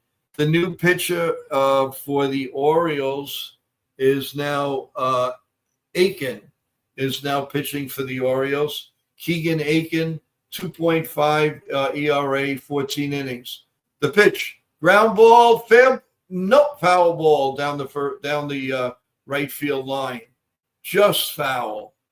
That would have been sweet. That would have been a double. That really would have started the inning beautifully, but it was definitely a foul ball. So Anthony Volpe, going to look to make up for that error, is up next. So here we go. It is no balls and 2 strikes on Ben Rice. The pitch, grounded foul again. Rice is on every pitch, I'll tell you, but he is definitely trying. It looks like he wants to put that ball 9 miles. So let's see how it goes. Here comes the 0-2 pitch. Here it goes. He reaches for it and grounds it foul against the first base. So he's hanging in there. He's spoiling some good pitches. It's 0-2 here in the top of the 6th. So the Yankees have 4 solid innings to come back. No reason why they can't, as long as the Yankee bullpen holds the Orioles. Here comes the 0-2 pitch, and it is another foul off behind home plate. He is really hanging tough. Good at bat by Ben Rice. 0-2. And he's just hanging in there, and that's what the Yankees need. They need to work the counts. Here comes the 0-2 pitch, swung on and missed, and he gone. And there's 1 out here in the top of the 6th with Anthony Volpe now coming up to the plate. So Volpe is 0 for 2, line out and a fly out. And a crucial error in the game where the game should have still been a 1-run game with the Orioles up. Instead, it's 2 runs. The first pitch is over the glove of the catcher. 1 ball and no strikes. So Volpe against the lefty. Hopefully he'll get a nice pitch to hit and he'll send it somewhere good. Here comes the 1-0 pitch. Way up high, 2-0. 2 balls and no strikes to Anthony Volpe, Mr. Chicken Palm himself. Here comes the 2-0 pitch, outside, 3 balls and no strikes. Said work the count, baby, work the count. That's the name of the game, especially when you're behind. The 3-0 pitch, right down Broadway. It's usually the automatic. It's 3 balls and a strike with Austin Wells on deck. He could go maybe one of those opposite field jobs. But here comes the 3-1 pitch to Volpe. That was really on the corner, 3-2. These umpires sometimes, one thing about Amazon Prime, they don't show the replays. I mean, it's ridiculous. The 3-2 pitch, that would have been ball 4, popped up foul behind home plate. Those types of calls just ruins the at bat, everyone. You know that as well as I do. I mean, that should have been ball 4. Here comes the 3-2 pitch now to Anthony Chicken Palm Volpe, and another foul at home plate. So they're doing everything to keep the at bat alive. Now they just have to try to get on base. It's crazy. They need to get on. Obviously, here comes a 3-2 pitch, and it's lined for a base hit to left field. So he kind of made up for it, Mr. Chicken Palm. So now it's time for Austin Wells to help his buddy out with an eggplant parmesan shot in the outfield for a home run, and then it'll be all good with the world. So we'll forget about that era as Mr. Eggplant Parmesan is coming up. And let's see. So Volpe takes his lead on first base. Austin Wells is up. He's 0 for 2. Here comes the pitch. Swung on and missed. 0-1. Mr. Wells is batting a little over the Mendoza line, 207 with 5 homers and 17 ribbies. And that's a lot of ribbies for 217. The next pitch, again, a borderline strike. And Wells is looking like, are you kidding me? Could they show a replay for once? Jeez. You have your games on yes, and they show the replay 1,000 times. Over here, where's the replays? Are they sleeping at the controls or what? I want to see a replay. All right. Well, anyway, here comes the 0-2 pitch to Austin Wells. And Now, that one looked like more of a strike than the other one, and that was called a ball. So it's 1-2. They have a graphic up with the Yankees a fifth in an average 275 and all. Here comes the pitch. Swung on and looped into right field for a base hit. Volpe will definitely go to third. That's what I'm talking about. First and third now, and 1 out. That away, baby. That a way to play it. And here comes Reyes. So come on, guys. We need the rally. We need the rally. We need the rally. And come on now. Enough's enough. Let's do this. Let's get up there and do what we got to do. That's it. It's about time. That was a nice hit. And we definitely need something like this.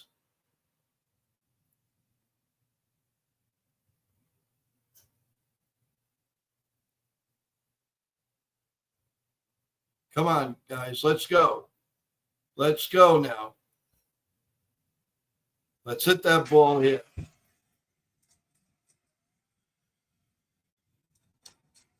Okay, let's go Yankees, baby. That's what we need. So ball 1-1 to Reyes. Come on, we need the rally, guys. Let's go. Let's go. Clap with me. Let's go. We need this. 1 ball, 1 strike. As I said, I am a homer. Here's the pitch. Pop foul and out of play. 1 ball and 2 strikes. Hey guys, would you have pitched at Cabrera in this situation? What do you feel about that? Would you have just keep Reyes in? Reyes he sprays the ball around, and then you have Dominguez batting right-handed at the next at bat. So you're really hoping that Reyes will do some damage here. Here comes the pitch. A little high, everyone. 2-2. 2 balls and 2 strikes. So it's time. It's really time. Come on, Reyes. A nice shot down the left field line will definitely make us all feel better. And here comes the pitch. In there, call strike 3. This umpire is too much. That was not a strike. That was a low strike. He just looked at it.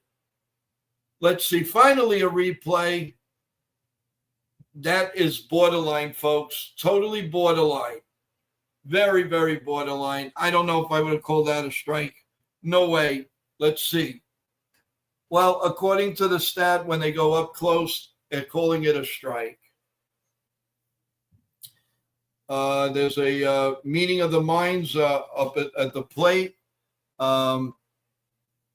Dominguez is, I'm sure they're going to keep the lefty in. They're not going to let him bat lefty, that's for sure. So they're going to leave the lefty in. I'm sure they're not.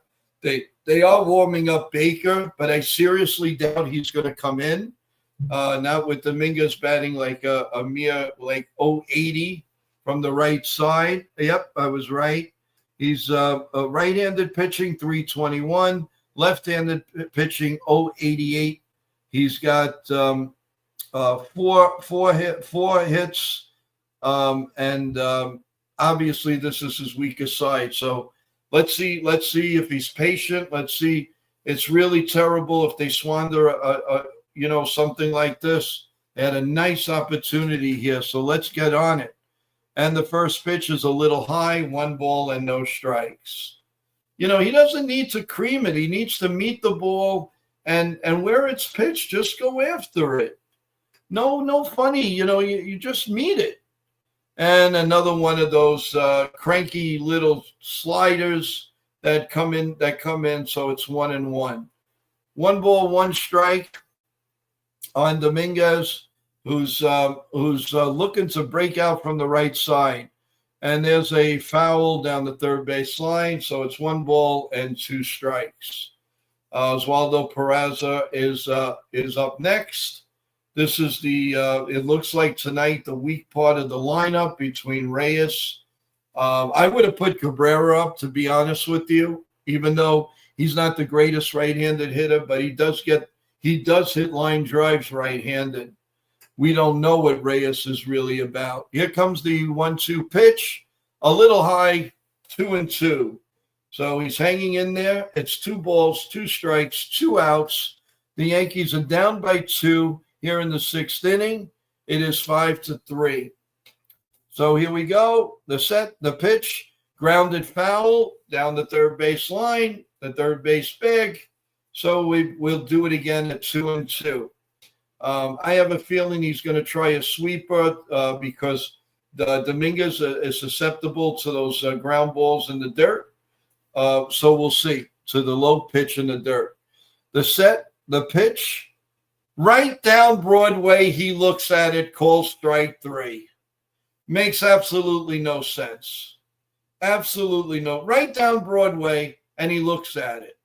So at the end of 5.5, the Yankees are still down 5-3, and we have the night again where we can't get the runner home from third. We'll be back in a minute.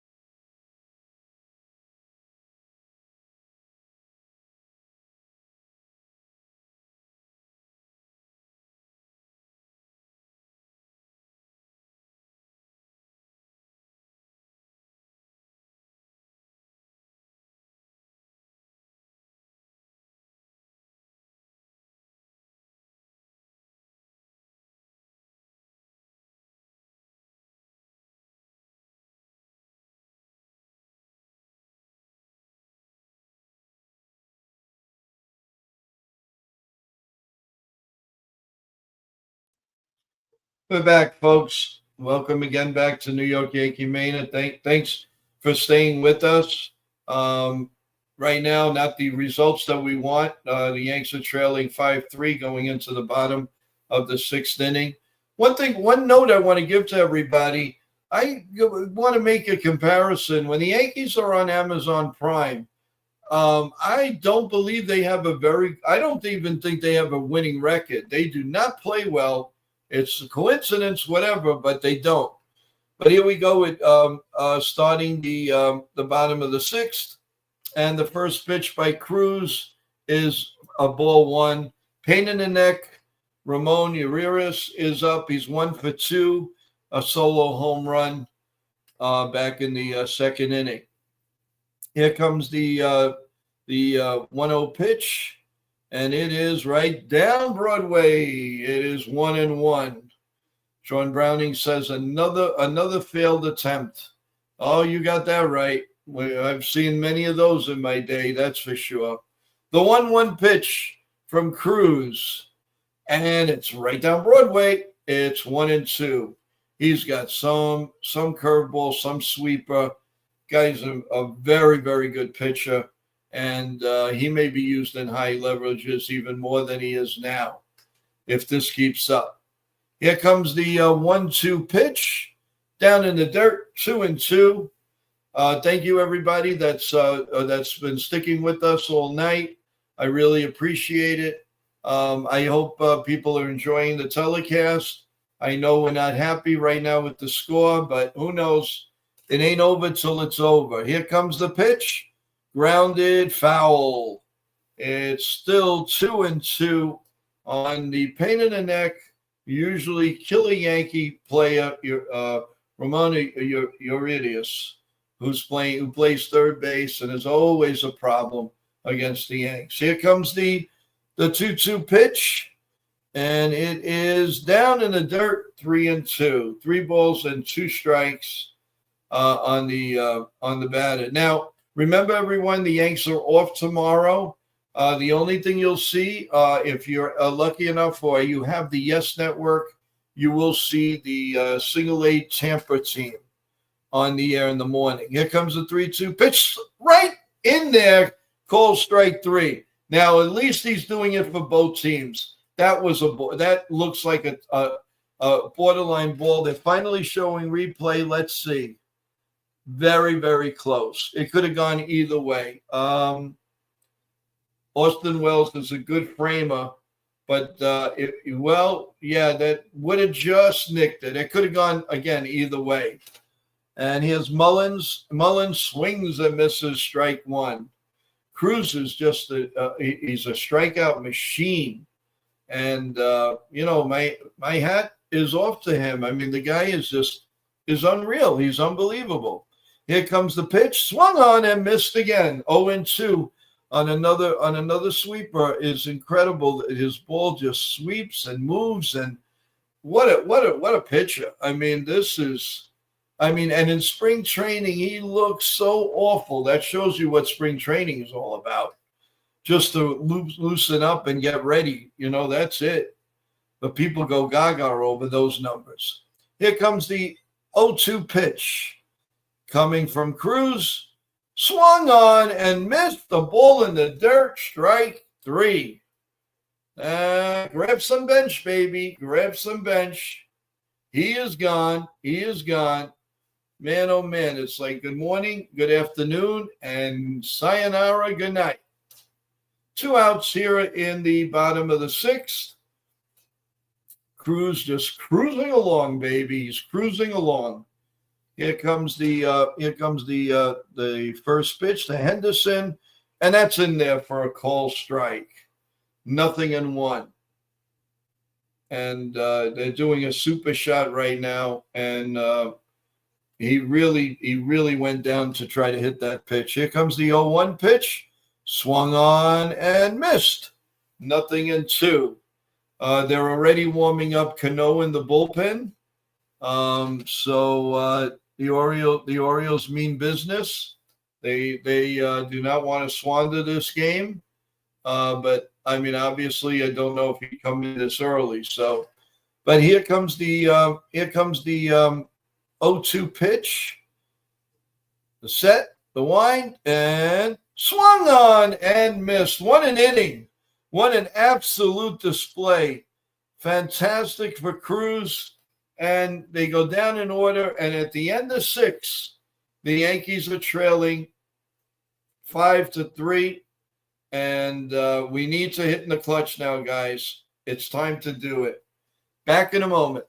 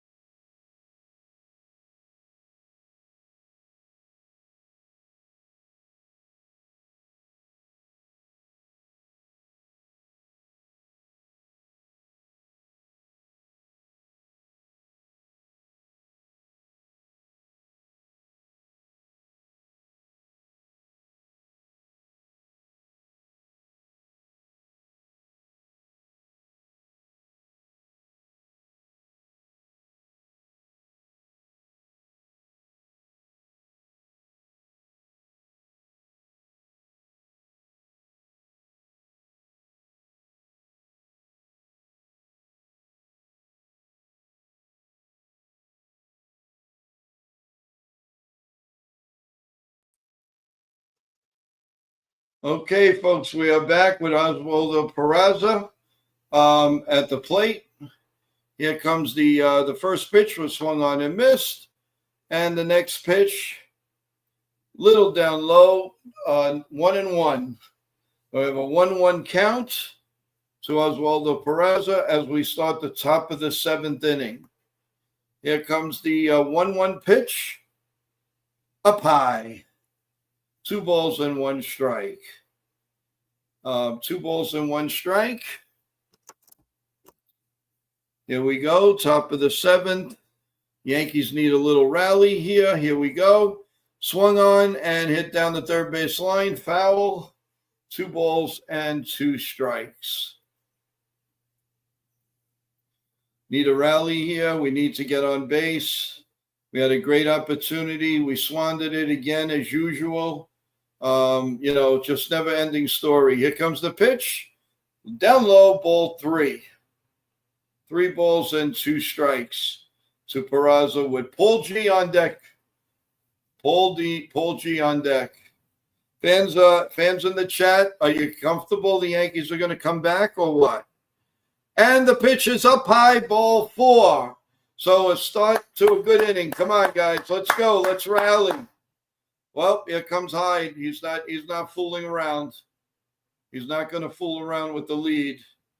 I mean, he's playing this like it's the last game of the World Series. My God. One guy you get on, and then boom. So they're going to bring in the right-hander for Paul G. A break in the action, and we will be back in a minute. I want to see everybody. Let's talk about if you think there's going to be a comeback. Who do you think is going to do it for the Yankees? Somebody going to take the hero-ness? We'll see you in a minute.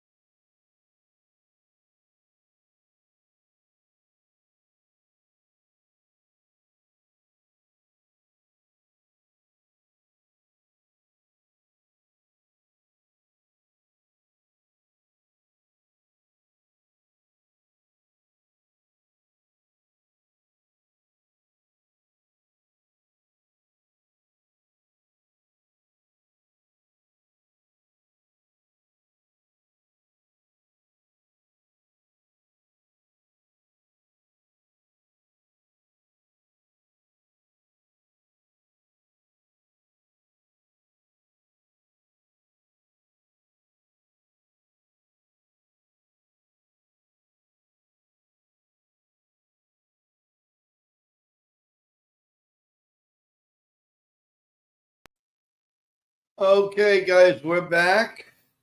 They're doing the Name That Yankee, who was a Yankee in 53, 54, and it was Gus Triendos, who played for the Yankees back in 53. They're really going back quite a bit. That's good, though. We go back and reminisce, not just last year or the year before. So that's pretty cool, actually.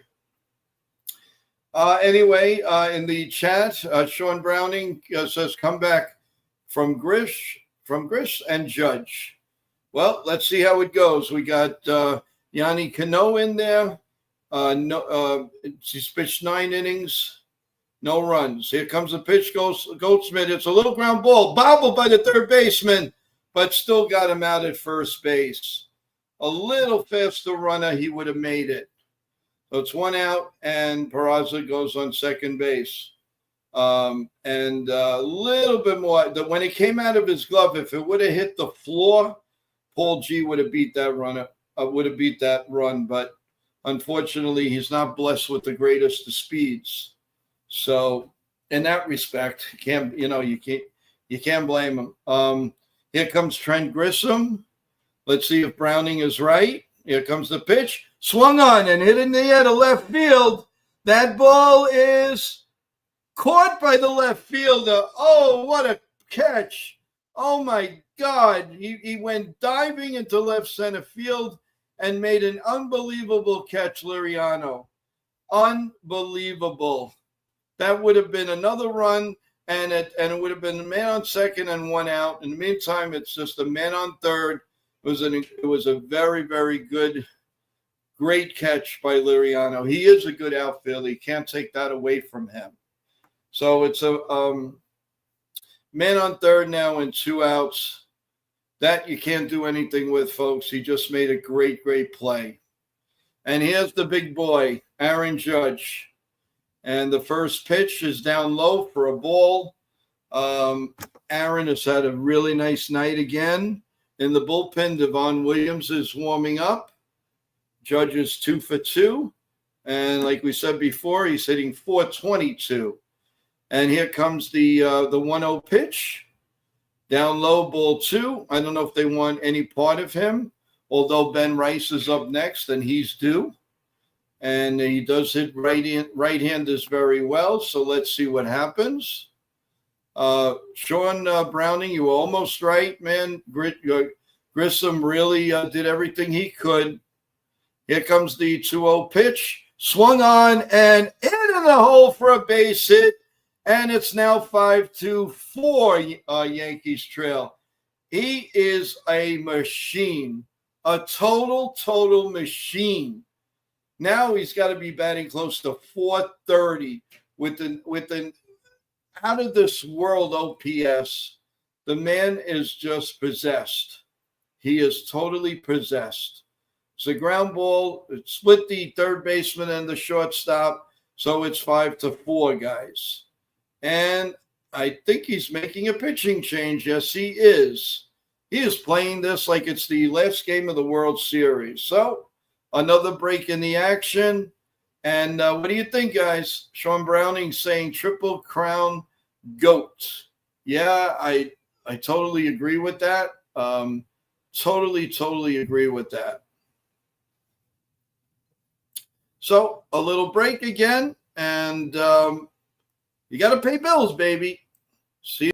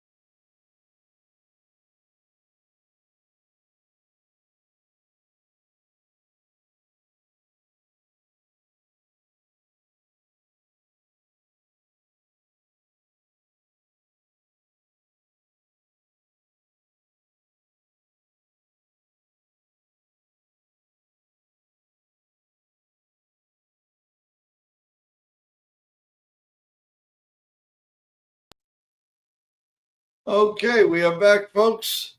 Gregory Soto is now in for the Orioles to pitch against Ben Rice.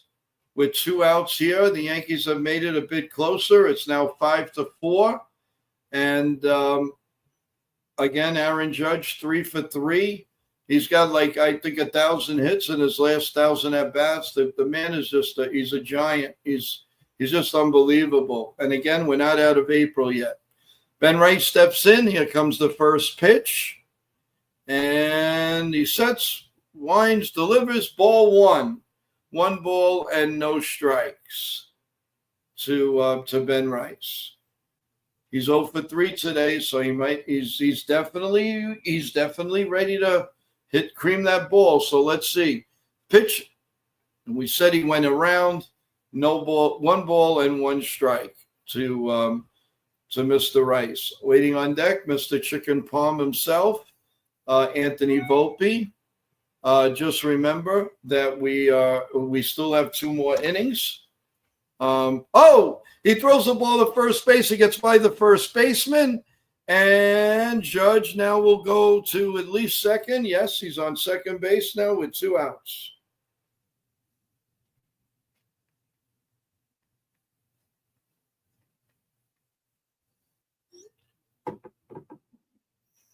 Even there, Judge makes things happen. Unbelievable.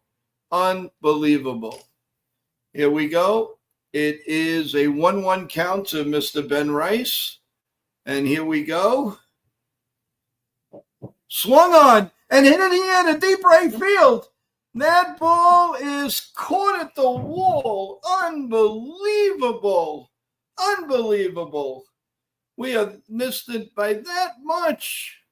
Right in front of the wall. The Yankees are doing everything possible to come back in this game, and they're just falling short. Unreal.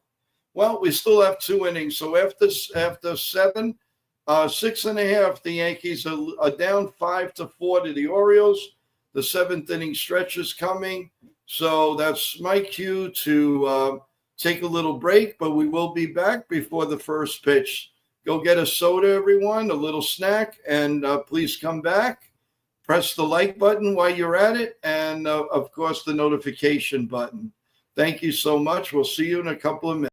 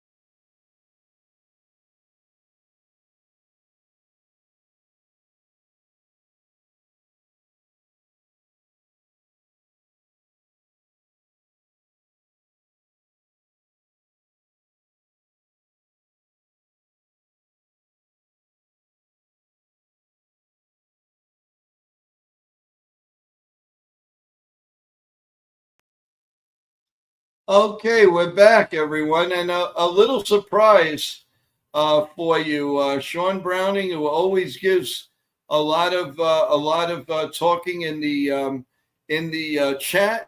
He has been gracious enough to come and join us, so I'm going to bring him up. Sean, welcome. How you doing, baby? Hey, I'm doing all right. This is a real annoying game, guy. Real annoying game. Yeah, no, I mean, we've had some near shots, but we're 1 run down. So I know it's just annoying that the signs are there that it could be a long night. Shout out to Dev Finch again. How you doing? Let's look at the game together. You have your Amazon Prime, right? yeah, I do. Mine's just a little bit behind yours. Okay. Ground ball to third. Great play by Peraza, saving a base hit. Excellent play to go Paul G. So there's 1 out here in the bottom of the 7th. What a play. That's one thing about Peraza you can't take away from him. He has an excellent glove. There's no question about that. Devon Williams, of course, is in right now, guys. Sean, I hope for sure that, he really starts getting it back for the Yankees. We need him to be what he is. He has a 10 ERA, 9 innings, seven walks and 9 strikeouts, and they're hitting through about 315 on him. Here comes the next pitch, and it's inside for a ball. It's 2 balls and no strikes. I know, Sean, that you're a little bit annoyed with the non-hitting in the clutch. Yeah, it never seems to fail. Like, we had opportunities. Like, when we got Volpe to third, with Yeah. one out. A sac fly would have gotten 1 run, and I would have Yeah. been fine if that, or if we bunted in a push bunt Yes. with Volpe's speed, I wouldn't have The count, by the way, now is 3 balls and 1 strike. And let's hope he doesn't put him on. And let's see. Is up. Here comes the 3-1 pitch from Devin. And it's a little bit low for ball 4. This umpire, Sean, he's really driving me nuts. I mean, some of these balls are disgusting. They really are. some Low, are, high, middle. Come on. but this ump is notorious for a tight zone, and he doesn't really budge too much. This was strike 3. Yeah, It's very obvious. It's strike 3. I mean, come on. Well, but I mean, umps do that here and there. They miss calls. And some of that is the pitch framing. If the catcher is good at framing the pitch, he just says no to it. So 1 ball, no strike count on Liriano, who and sometimes that's just how umps are. Like they're oh yeah, swing and a miss. The count is 1-1 now from Devin Williams. Maybe that'll get him really, really upset and going. And the Yankees need that. They need the mojo from Devon Williams, no question about it. yeah. And Here comes the 1-1 pitch. Right in there, baby. Wipe down Broadway. 1 ball and 2 strikes. So who knows that? Now his pitches look like they're elevated. They look like they're really, really blowing in there. So let's see how he does. He sets and he pitches down low, 2-2. 2 balls, 2 strikes, 1 out. We're in the bottom of the 7th. The Orioles have a 5-4 lead on the Yankees. This game could be a Yankees up, but some bad luck and some timely catches from the Orioles have kept the Orioles up in front. Yeah, I mean, like some of the hits we had, the deep fly balls, they either hung up and died at the track where they can be caught, Right. or they're right at somebody. So it's like, Here comes the 2-2 pitch. Just a little inside, 3-2. So let's see if they have the runner going. They probably will, because the Orioles, the one thing they do have is contact hitters that move the ball to left to right. So let's see. Here comes the 3-2 pitch. And the runner's going. Swung on and missed. The throw to second. In time, they got him. So the inning is over. Nice play, nice double play back and forth. That's what we were looking for. So at the end of 7, the Yankees are up 5-4. Go ahead, Sean. Wells just has a sneaky cannon. Like a lot of people think, oh, well, you can run it, because sometimes he doesn't either make the throw or he's just barely there. But he's got that sneaky cannon where he can just quick delivery, boom, got you. No, he does. He does. Yeah, it reminds me of Posada. One of the things I loved about Posada, besides his game calling and his clutch hitting, was he had that sneaky. He could just throw that can. He had that cannon. He could throw you out at any base, pick you off on first or third. It's just. Oh yeah, no question about that. I want to get a few. Let's get a few scores in before the inning restarts. Let's see where we're at. Okay, so we have the Pirates 4 have taken the lead on the Cubs 4-3. End of 7. The Phillies doing a number on the Nationals 7-2. Top of the 9th.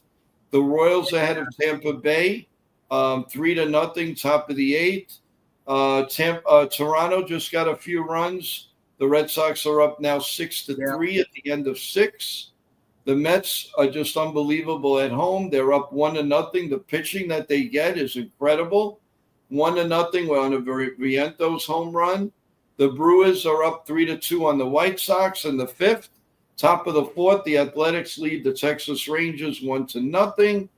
And your finals so far, the Cardinals 6, Reds 0, Tigers 7, Astros 4. The Dodgers again beat the Marlins 12-7. The Rockies surprisingly beat the Atlanta Braves 2-1. The Padres over the Giants 5-3. Mariners 9, Angels 3, and the Cleveland Guardians 4, the Minnesota Twins 2. That is your up-to-date scoreboard, everyone. Without a doubt, press the like button, press the notification, subscribe. As you know, we are getting to the 100th subscriber, and once that happens, we will have that day, that night, that morning. We're gonna have a live show, a trivia question. The first person to get it will win a $25 gift certificate to Amazon. So that is a nice little prize, a nice little thank you for me to show everybody. Thank you so much. In less than 5 weeks, hoping we can have 100 subs, 100 subs on this channel, which is a very big accomplishment, and that's thanks to all of you. Sean and Deb Finch and Jason and Ken, and the list goes on, and NFE. So we're getting ready for the top of the 8th, by the way, and Brown, I think Baker's is now in. Chicken Palm is up at the plate, and here comes the first pitch. Up high for a ball, 1 ball and no strikes. Volpe is 1 for 3. He's got the average up a little bit now to 237. Here comes the 1-0 pitch to Anthony Volpe, a little bit low, which he's been calling strikes on, 2-0. In the bullpen, Leiter Jr. is warming up right now, I guess, to come in for the bottom half of the 8th. The 2-0 pitch down low, 3 balls and no strikes. Got to get Volpe on somehow. Don't even attempt to swing the bat. Just leave it there. Let him earn it. You've got, just let him pitch. Here comes the 3-0 pitch. Right down Broadway. It's like the automatic strike. 3 balls and a strike. Hey, Volpe standing in. Let's see. No, he doesn't call time. And he's coming right back at it. Here comes the 3-1 pitch. Swung on and fouled behind home plate. And, of course, it's now a full count of 3-2. Sean, we need this guy to get on. He's got to make something happen here. Somehow, some way, he's got to claw his way on. No question about it. Here comes the pitch. Up high, ball 4. All right, let's go. We need his. Let's go. We need his speed, and we need him to be that menace, that little hop he does. That Yes. Yeah, he's not doing that as much, but he hasn't been on a lot. Yeah. But I think you forgot somebody feels left out in the chat. Jonathan. Hey, Jonathan, how you doing? Volpe needs to steal. And a little pop-up on the first pitch. I don't know why he decides to swing on that first pitch, and there's 1 out. I mean, he threw lousy pitches to Volpe. Why would you swing at the first pitch? That's what gets me crazy. No, but wait on the pitch. That's what they do too much. Is like they come up free swinging, and then they get these little jam shot pop-ups, and then easy out. And it's like you just wasted in that bat. Well, one of our pinch hitters are coming up, and that's Cody Bellinger. Makes me laugh. As Wells goes back to the dugout, he says something to Bellinger. What could he possibly tell him? He saw 1 pitch. I mean, come on, give me a break. Said I shouldn't have swung. Yeah, right. It's just not right. Yeah, Volpe needs to steal, Jonathan, but not when the guy hits ridiculous. He thinks he can hit a home run anytime he can. The game is not like that. You've got to have some strategy in you. Well, anyway, the first pitch now to Cody, the set. Oh, he throws the ball to first base. He's got 1 more before, if he doesn't get him, he goes to second. Bellinger, 206, 3 home runs, 16 RBIs, an OPS of 644. So the first pitch to Cody. Long time, a long set. Here comes the pitch down low for ball 1. 1 ball and no strikes to Cody Bellinger. Now would be a good time to get a humdinger. Now we need that big hit. I'm not. This is a good spot to put Bellinger in because Bellinger's a veteran. Oh, definitely. Here comes the pitch. Right down Broadway, 1-1. 1 ball and 1 strike. And Dominguez, only this time will be batting left-handed, his better side. Mm-hmm. The 1-1 pitch is coming up, and here we go. And it's call strike, another one of those crazy calls. Unbelievable.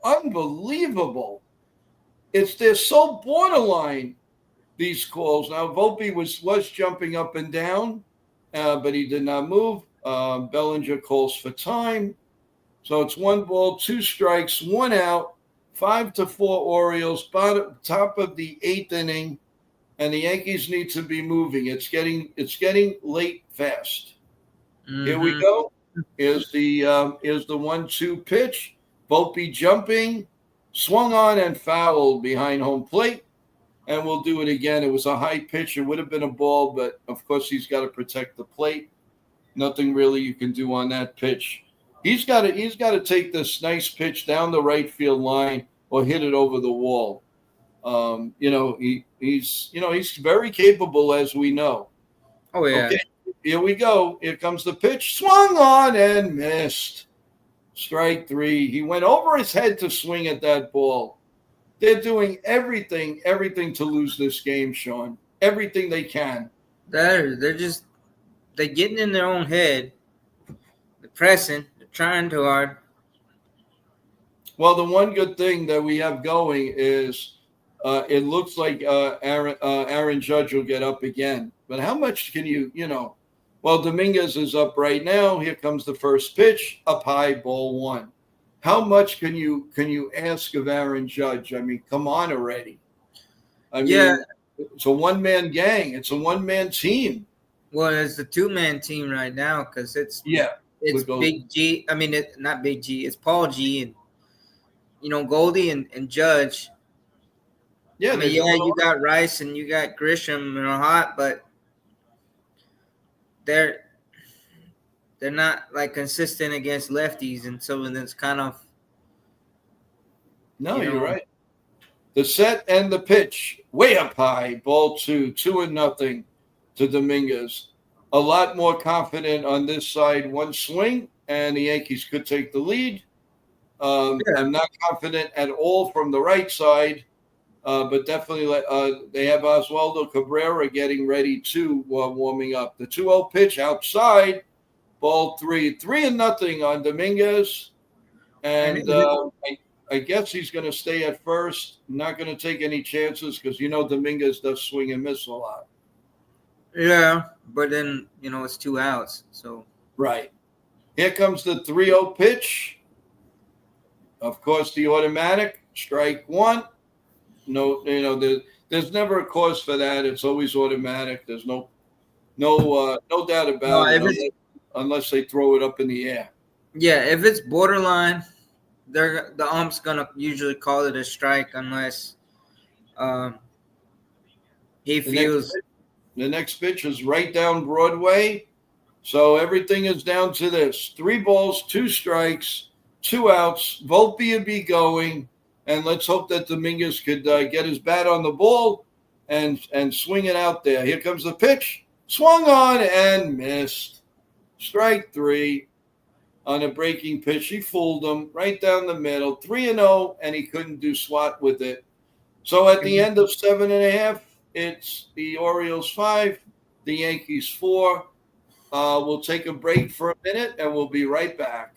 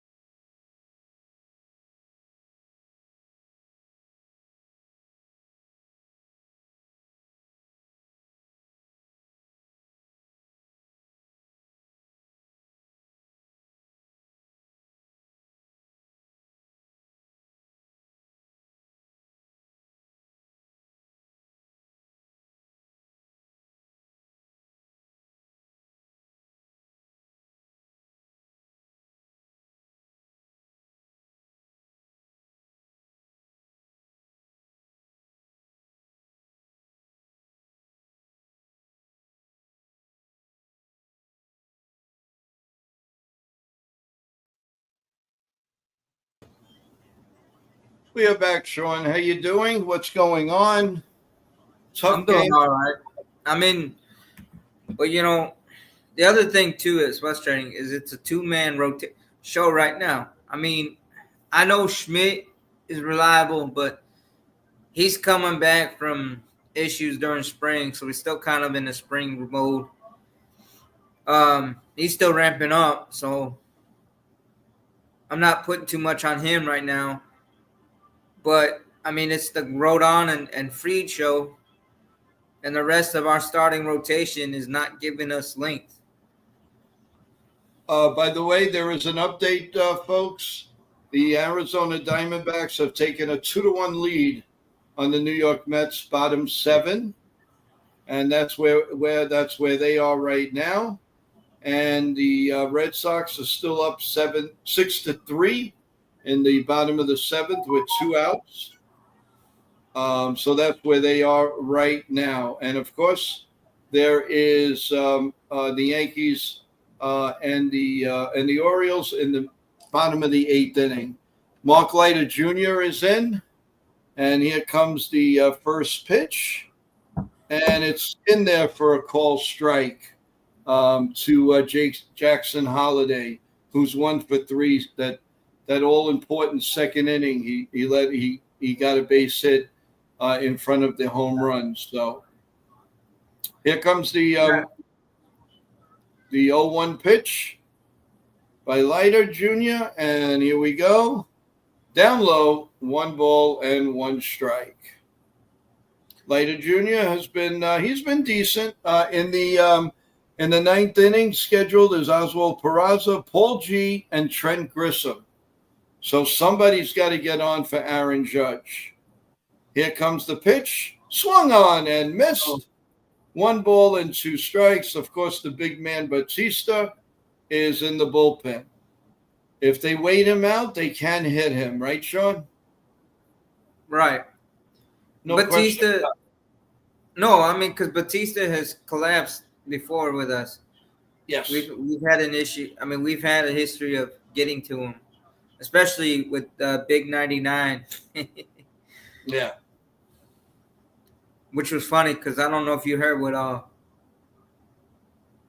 Michael Kay said. I get clip. He said something about Judge hitting the home when he hit that homer. He said something about in his playpen, referring to Camden Yard. So here comes the 2-2 pitch. Up high, ball 3. 3 balls and 2 strikes. By the way, what went a little quiet is Devin Williams had another clean inning, so that that is progress, folks. That is very good news. Yeah, here comes the 3-2 pitch, right down Broadway, struck him out, grabbed some bench, baby.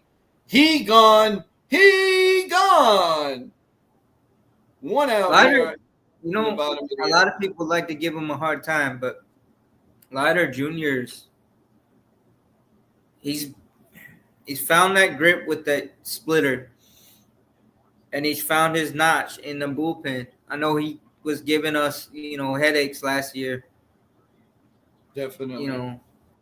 With the struggles. On Mountcastle, by the way, he's 1 for 3, and he has a 2-run homer. So he's the culprit right now. He is the hero for them. There is a ground ball to Volpe. Actually, he caught it on the fly. It's 2 outs. 2 outs here in the bottom of the 8th. 1 more, and we get to the all-important top of the 9th. And that will bring up, let's see, Kerstead is up. He's getting 192 with 3 homers, 12 RBIs. So we're not the only team that has guys batting in the below the Mendoza line. That's for sure. Nope. Here comes the first. The Orioles have been struggling all early this part of the season so far. They've been struggling. I mean, in fact, I can't recall. I think they're still under the 500 mark, so under the water mark. So there's a ground ball up the middle for a base hit. So we have a runner on first with 2 outs here in the bottom of the 8th inning. And come on, we got to get this. We got to get out of this inning. Come on, let's go here, guys. Let's go. Let's finish it off, and let's get to this all important top of the ninth. Tie it up, take the lead, and we get going. Looks like either pinch runner. Yeah, pinch runner's coming in. Dylan Carson is pinch running for him, and with 2 outs here in the bottom of the 8th. Yeah. And here comes, of course, Yankee killer, Urias. Always a Yankee killer. He always does something either with the glove or with the bat. You can rest assured he's in the middle of the play. Here comes the pitch, way down low, ball 1. One ball and no strikes here in the bottom of the 8th inning. By the way, we do have Sean Browning, one of the great listeners, viewers that watches all the time. He's on all of our podcasts. We really appreciate the dedication. So I asked him to come on. Here comes thank you, Sean, for that. I really appreciate it. Yeah, no problem. I enjoy it, just having a Yankee fan family, Oh, without a doubt. Are you kidding? Definitely. Well, here comes here we go, 1-0 pitch. And it is a little ground ball to third base. Of course, he hits it where they ain't. First and second, nobody out. He always manages. He's always in the middle of it. It's totally incredible. He's so annoying. So annoying, Urias. Always in the middle. He hits a little like a bunt, or he homers, he doubles, he makes these great plays at third base. I think the Yankees might as well get him and pick him up, and we'll save 2 or 3 games. Matt Blake coming out now, and I mean, oh man, this has the ripings of a loss. I don't like what's going on here, guy. I really don't. He's got speed too, and that's a squealer. And unfortunately, it's just one of those slow-moving squidlers. And when you're a fast guy, you're gonna beat it out 9 times out of 10. So I'm glad that Cabrera pocketed it instead of trying to throw it out and then. Oh yeah. Now here's a kind of another pain in the neck in the center field. Mullins is actually he's an under the radar superstar in the league. Yeah, he's had very good years. Then he's had a couple of bleak years. Mm-hmm. 1 ball, no strikes, and the 1-0 pitch coming from Luke from Leiter Jr. Here we go, right down Broadway for a strike. So it's 1 ball and 1 strike. Yankees have one more crack at it, everyone, and we have some pretty good hitters up. Pretty sure that Luke Weaver is in the bullpen just in case, and hopefully he's needed. Here comes the 1-1 pitch, swung on and missed. That great breaking pitch again. 1 ball, 2 strikes, 2 outs, 2 men on, and the Yankees and their fans need a strikeout here. We need an out. Let's go. Let's get them out right now. Here's the 1-2 pitch. Outside, 2 balls and 2 strikes. Of course, it's got to come down to the wire, everyone.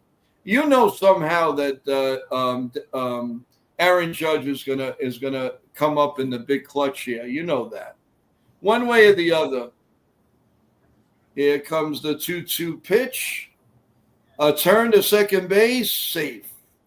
Try to pick him off. Didn't fool anybody, but it was a nice throw right to Volpe. But he was already on the bag. So we'll do it again. 2-2 with 2 outs. 2-2 and 2 outs. They're showing the replay. It was definitely safe. And here we go. The 2-2 pitch coming from Leiter Jr. to Mullins, and here it comes, and swung on and missed. And the inning is over. Good pitching, good getting out of the situation. So at the end of 8, the Yankees are trailing 5-4. Do they have a rally in the bones? We all hope so. Everyone will be back in a minute.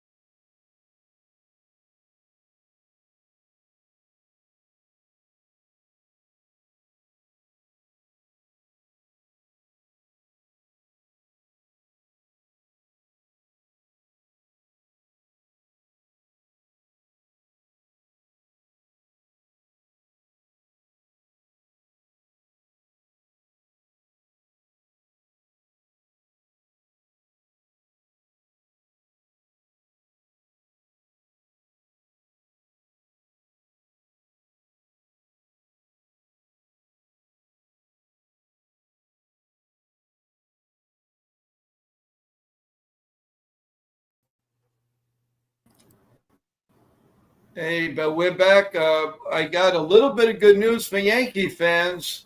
The Toronto Blue Jays have come back. They've come all the way back to tie the Red Sox 6-6 now. What a comeback. Great comeback. And hopefully they will hold on and maybe take the lead and win the game. So I wanted to check that score, and I was happy to see that.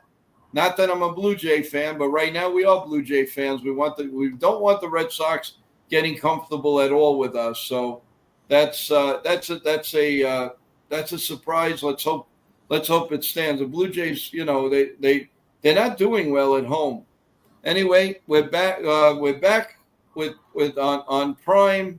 Felix Bautista has an ERA of 2.25, 8 innings, 6 walks, 10 strikeouts. And the batters are hitting 172. So, Sean, here it goes, baby. Here we go. Here goes nothing. Judge is waiting in the wings. If you notice, every time Judge comes for like the big game like that, unfortunately, he always strikes out in the 9th or the 10th inning or the 11th. But sometimes right now he comes through here and there. But the thing is, what they do is they pitch to him weird. Not pitching. They're not pitching Cabrera. And here's the first pitch is popped up to left field, and the left fielder makes the catch, and it's 1 out. Why would they swing on the first pitch? And why not send up Cabrera? Can I know? No, they brought in Cabrera, but the problem is he's now batting where Bellinger had pinch hit for Reyes. Unbelievable. Well, that's a good point, but unbelievable. Well, Paul G's up, and it kills me that they swing at the first pitch. It really does. Here comes the first pitch to Paul G, and it's up high for a ball, 1-0. But I mean, it's just they free swing, and then also there's things that they do too that irritate me. But well, with Judge, like you said, when he comes up in these big spots, the umps either take the bat out of his hand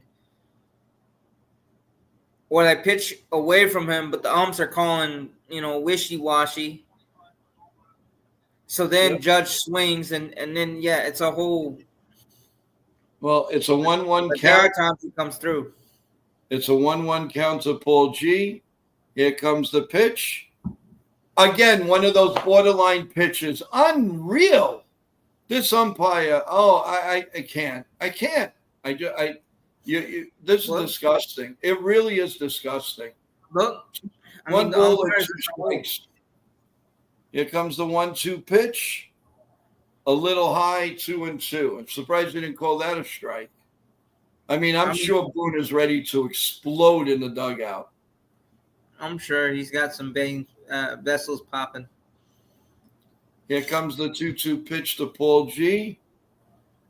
Swung on and hit it. He had a right field and foul territory. It goes in the stands.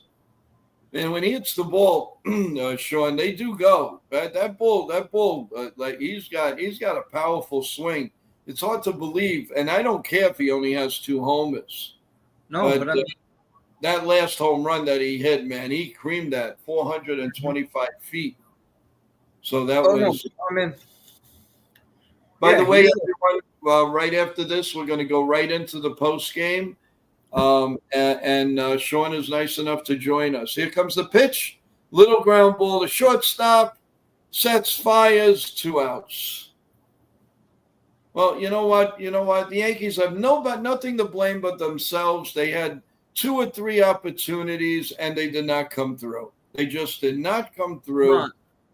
And it's very frustrating. They do it all the time. For a team that they need to. for a team that has $300 million payroll, sometimes it's embarrassing. No, what they need to do is they need to address the their approach at the plate. This is something that either Boone or Osmus need to have addressed. It's an 0-1 to Grissom, by the way. Here comes the 0-1 pitch. Oh, my God. Swing and a miss. Wasn't even close. Nothing in 2. The ball was way out of the strike zone. That one you have no reason to swing, and he swung. So it's a very, very frustrating night. But nothing new on Prime. They usually lose the game on Prime, which is another disgusting thing to talk about. Here comes the 0-2 pitch. Swung on and missed, and the ball game is over. Unbelievable the way they lost this game. And that's another game to lose like that. It's disgusting. How many times they lose the same way? How many times are you going to take it? It stinks, and it's awful. We'll be back to wrap it up, guys, in a minute or two. Want to go get a beverage or whatever you want to do, but we will be back, and we'll start up a program, a post game show in a minute. So we'll be right back with you guys. Come back with every.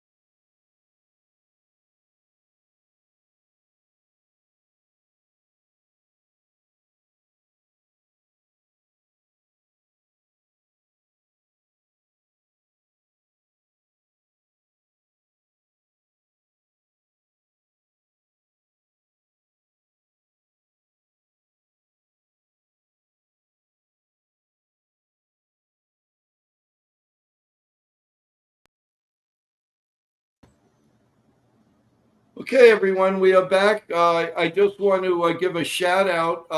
As we were on the air, NY Yankee Mania we got an alert. Another new subscriber. I want to give a shout out to Brenda Peterson. Thanks, Brenda, for subscribing. I hope you come in the chat. I really appreciate it. We all appreciate it. And obviously, you're a big Yankee fan, and we want to get your thoughts. So, anytime, please, by all means, press the like notification, and thank you again. And we really appreciate you, and looking forward to speaking with you down the line. And thank you. So, I wanted to tell that out. Also, remind everyone as we get closer to that magic 100 subscribers. We're not far away. Guys. Whenever that thing hits 100, I don't care if it's the morning, the night, the afternoon, 3 o'clock in the morning, I am coming on live in the chat, Anybody that's in the chat and is a subscriber, I will give out a trivia question. You answer the trivia question, you win. And what you win on the first 100 here is a $25 gift certificate to Amazon. So you can do a little shopping, and it's a little gift from NY Yankee Mania to say thank you. So I'm thanking everyone again. Please tell everybody. So it doesn't matter, oh my God, I have to be the 100 subscriber. No, we just have to reach there to run the trivia question. So thanks again, Brenda. And again, we're looking forward to seeing you, and thank you. I hope you enjoyed the broadcast. Now getting back to the game, which I'm not happy about. Sean, you want to give your thoughts? Well, right now it might be a little rant, but because the problem was we had plenty of opportunities and we failed nearly all of them. Yes. Even in the end, and we wasted at bats after wasted at bats, and like we were talking earlier, the approach when we got runners on, and we waste those at bats and different other things. We swing at the first pitch when we come up to the plate, when we're pressing. That's something that needs to be addressed, and the people that need to address it is Boone and Osmus and Rosen. I mean, you remember the 90s. There was something about Don Zimmer, whenever a player was struggling or is pressing and he's doing some, Don Zimmer would meet him right before the steps of the dugout, like Chuck Knobloch. Yeah. And he would say something. He would say something off camera, but then the player would address it. Yep, good observation. Dev Finch goes, I'm not shocked the Yankees lost. No, we're not. We're not, because they do the same old thing, the same old way all the time. It just never changes. It's like these games you could just put in a loss column. They just somehow they find a way to lose these games, and it's going to kill them in the long run. It really is. I just want to go over while we're at it here on the post game. The Yankees stats. So Paul G, 5 at-bats, 1 hit, 1 RBI, 1 run. Trent Grisham, 4 at-bats, 1 run, 1 hit, 2 strikeouts. Aaron Judge, unbelievable, 3 for 3, 1 run, 3 RBIs. Yeah, I mean, Bellinger, Judge and Paul Goldschmidt will bail us out, Oh, yeah. Because, you already see that most pitchers in the league are pitching around Judge 90% of the at-bats that Judge is at the plate. Yes. But Judge is still killing, which is just this shows you how great of a player he is. No, you're right. Ben Rice, 4 at-bats, 2 strikeouts. Anthony Volpe, 3 at-bats, 1 hit, and 1 RBI. Austin Wells, 4 at-bats, 1 hit. Pablo Reyes, who had the unfortunate not getting striking out in the big clutch, 2 at-bats and 1 strikeout. Cody Bellinger as a pinch hitter struck out. Cabrera as a pinch hitter didn't get up. Jason Dominguez, 4 at-bats, 2 strikeouts. Oswaldo Peraza, 3 at-bats, 1 run, and 1 RBI. As far as pitching, a disappointment of Carrasco, 3 1/3, 8 hits, 4 runs, 4 earned, 5 Ks. Tim Hill, one inning, 1 run, 1 earned, 2 walks. Fernando Cruz was phenomenal, 1 2/3, 4 strikeouts. Devon Williams, one inning, 1 K, 1 walk. And Mark Leiter Jr., 1 inning, 2 hits, 2 Ks, and that sums up the Yankee day. So everyone, the Yankees lost 5-4 on a very, very winnable game. It's very unfortunate. But Dev Finch says Yankees manager and coaches is a joke. They go base to base. The one time that they finally have first and third, they don't come through. and it's a problem. It really is a problem, folks. And I don't know. All I know is there's a day off tomorrow. Rethink the lineup. Let's see who Tampa Bay is going to be throwing at us. Let's put the best possible lineup in there. If they got to bring up a guy like Vivas, do it. Just do it to get more offense. I mean, he can't do anything worse than what Reyes is giving us and Cabrera. So, Oswald Peraza. So Cabrera, I give a pass to. Right. But overall, yeah, Sean, take it over. No, like you said, it's just something has to be done. But then at the same time, we don't know what goes on behind closed doors in the clubhouse as far as what Boone's saying. And the thing is, these players are not executing. Because I'm sure they go over the game strategy to a T before the game, but then they come up to the plate and then they just start free swinging. All of a sudden, they're down 0-2, 2-2. No, I agree with you. I totally agree. I just don't understand. I mean, they do the same thing and they lose the same way all the time. It gets really frustrating, especially if you're calling a game and you kind of know, you got the vibe of which way this is going to go. So, well, I mean, in all honesty, at least the Yankees have a day off coming. They definitely could use it. By the way, folks, we will have a Reyes thing. I understand because Jazz is hurt with the oblique. Yes, we will have a show tomorrow. Check in at the. We will know tomorrow what the. Yes. We will probably go on early evening tomorrow. I will let everybody know in the chat and also in the morning with the morning update. So let's hope that we get well. Either which way, the Yankees are going to stay in first place, but I would like it to be 1.5 instead of a half. Basically, we've covered everything. Aaron Judge is Aaron Judge. He's just amazing right now. Sooner or later, somebody's got to take. The one thing with Ben Rice, if you really look at it, either he has a really good game or he's 0 for 4 or 0 for 5. So he has to be a little bit more consistent. All right, I give him a pass because he's young, but he's got to be a little better consistent. You can't go 3 for 3 and the next game go 0 for 5. Right. But you can't depend on him. And they're going to put him in hitting spots and he's not going to come through. So again, patience is virtue and definite. But well, I mean, listen, I've been on the stream for 3 hours and 20 minutes. So I like to basically wrap it up and we'll take this on tomorrow. Sean, thank you so much for coming on with me. Means a lot. Again, thank you, new subscribers. I really appreciate it.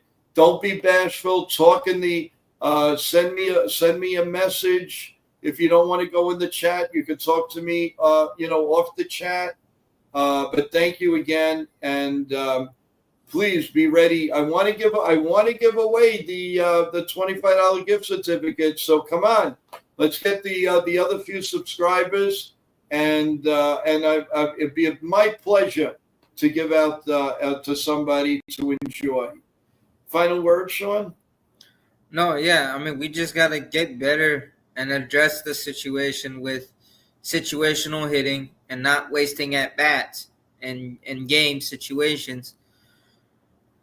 But let's go Yankees. Let's go Yankees is the motto over here. And again, a big thank you. I hate when they're on Amazon Prime. It's never a good thing for some reason.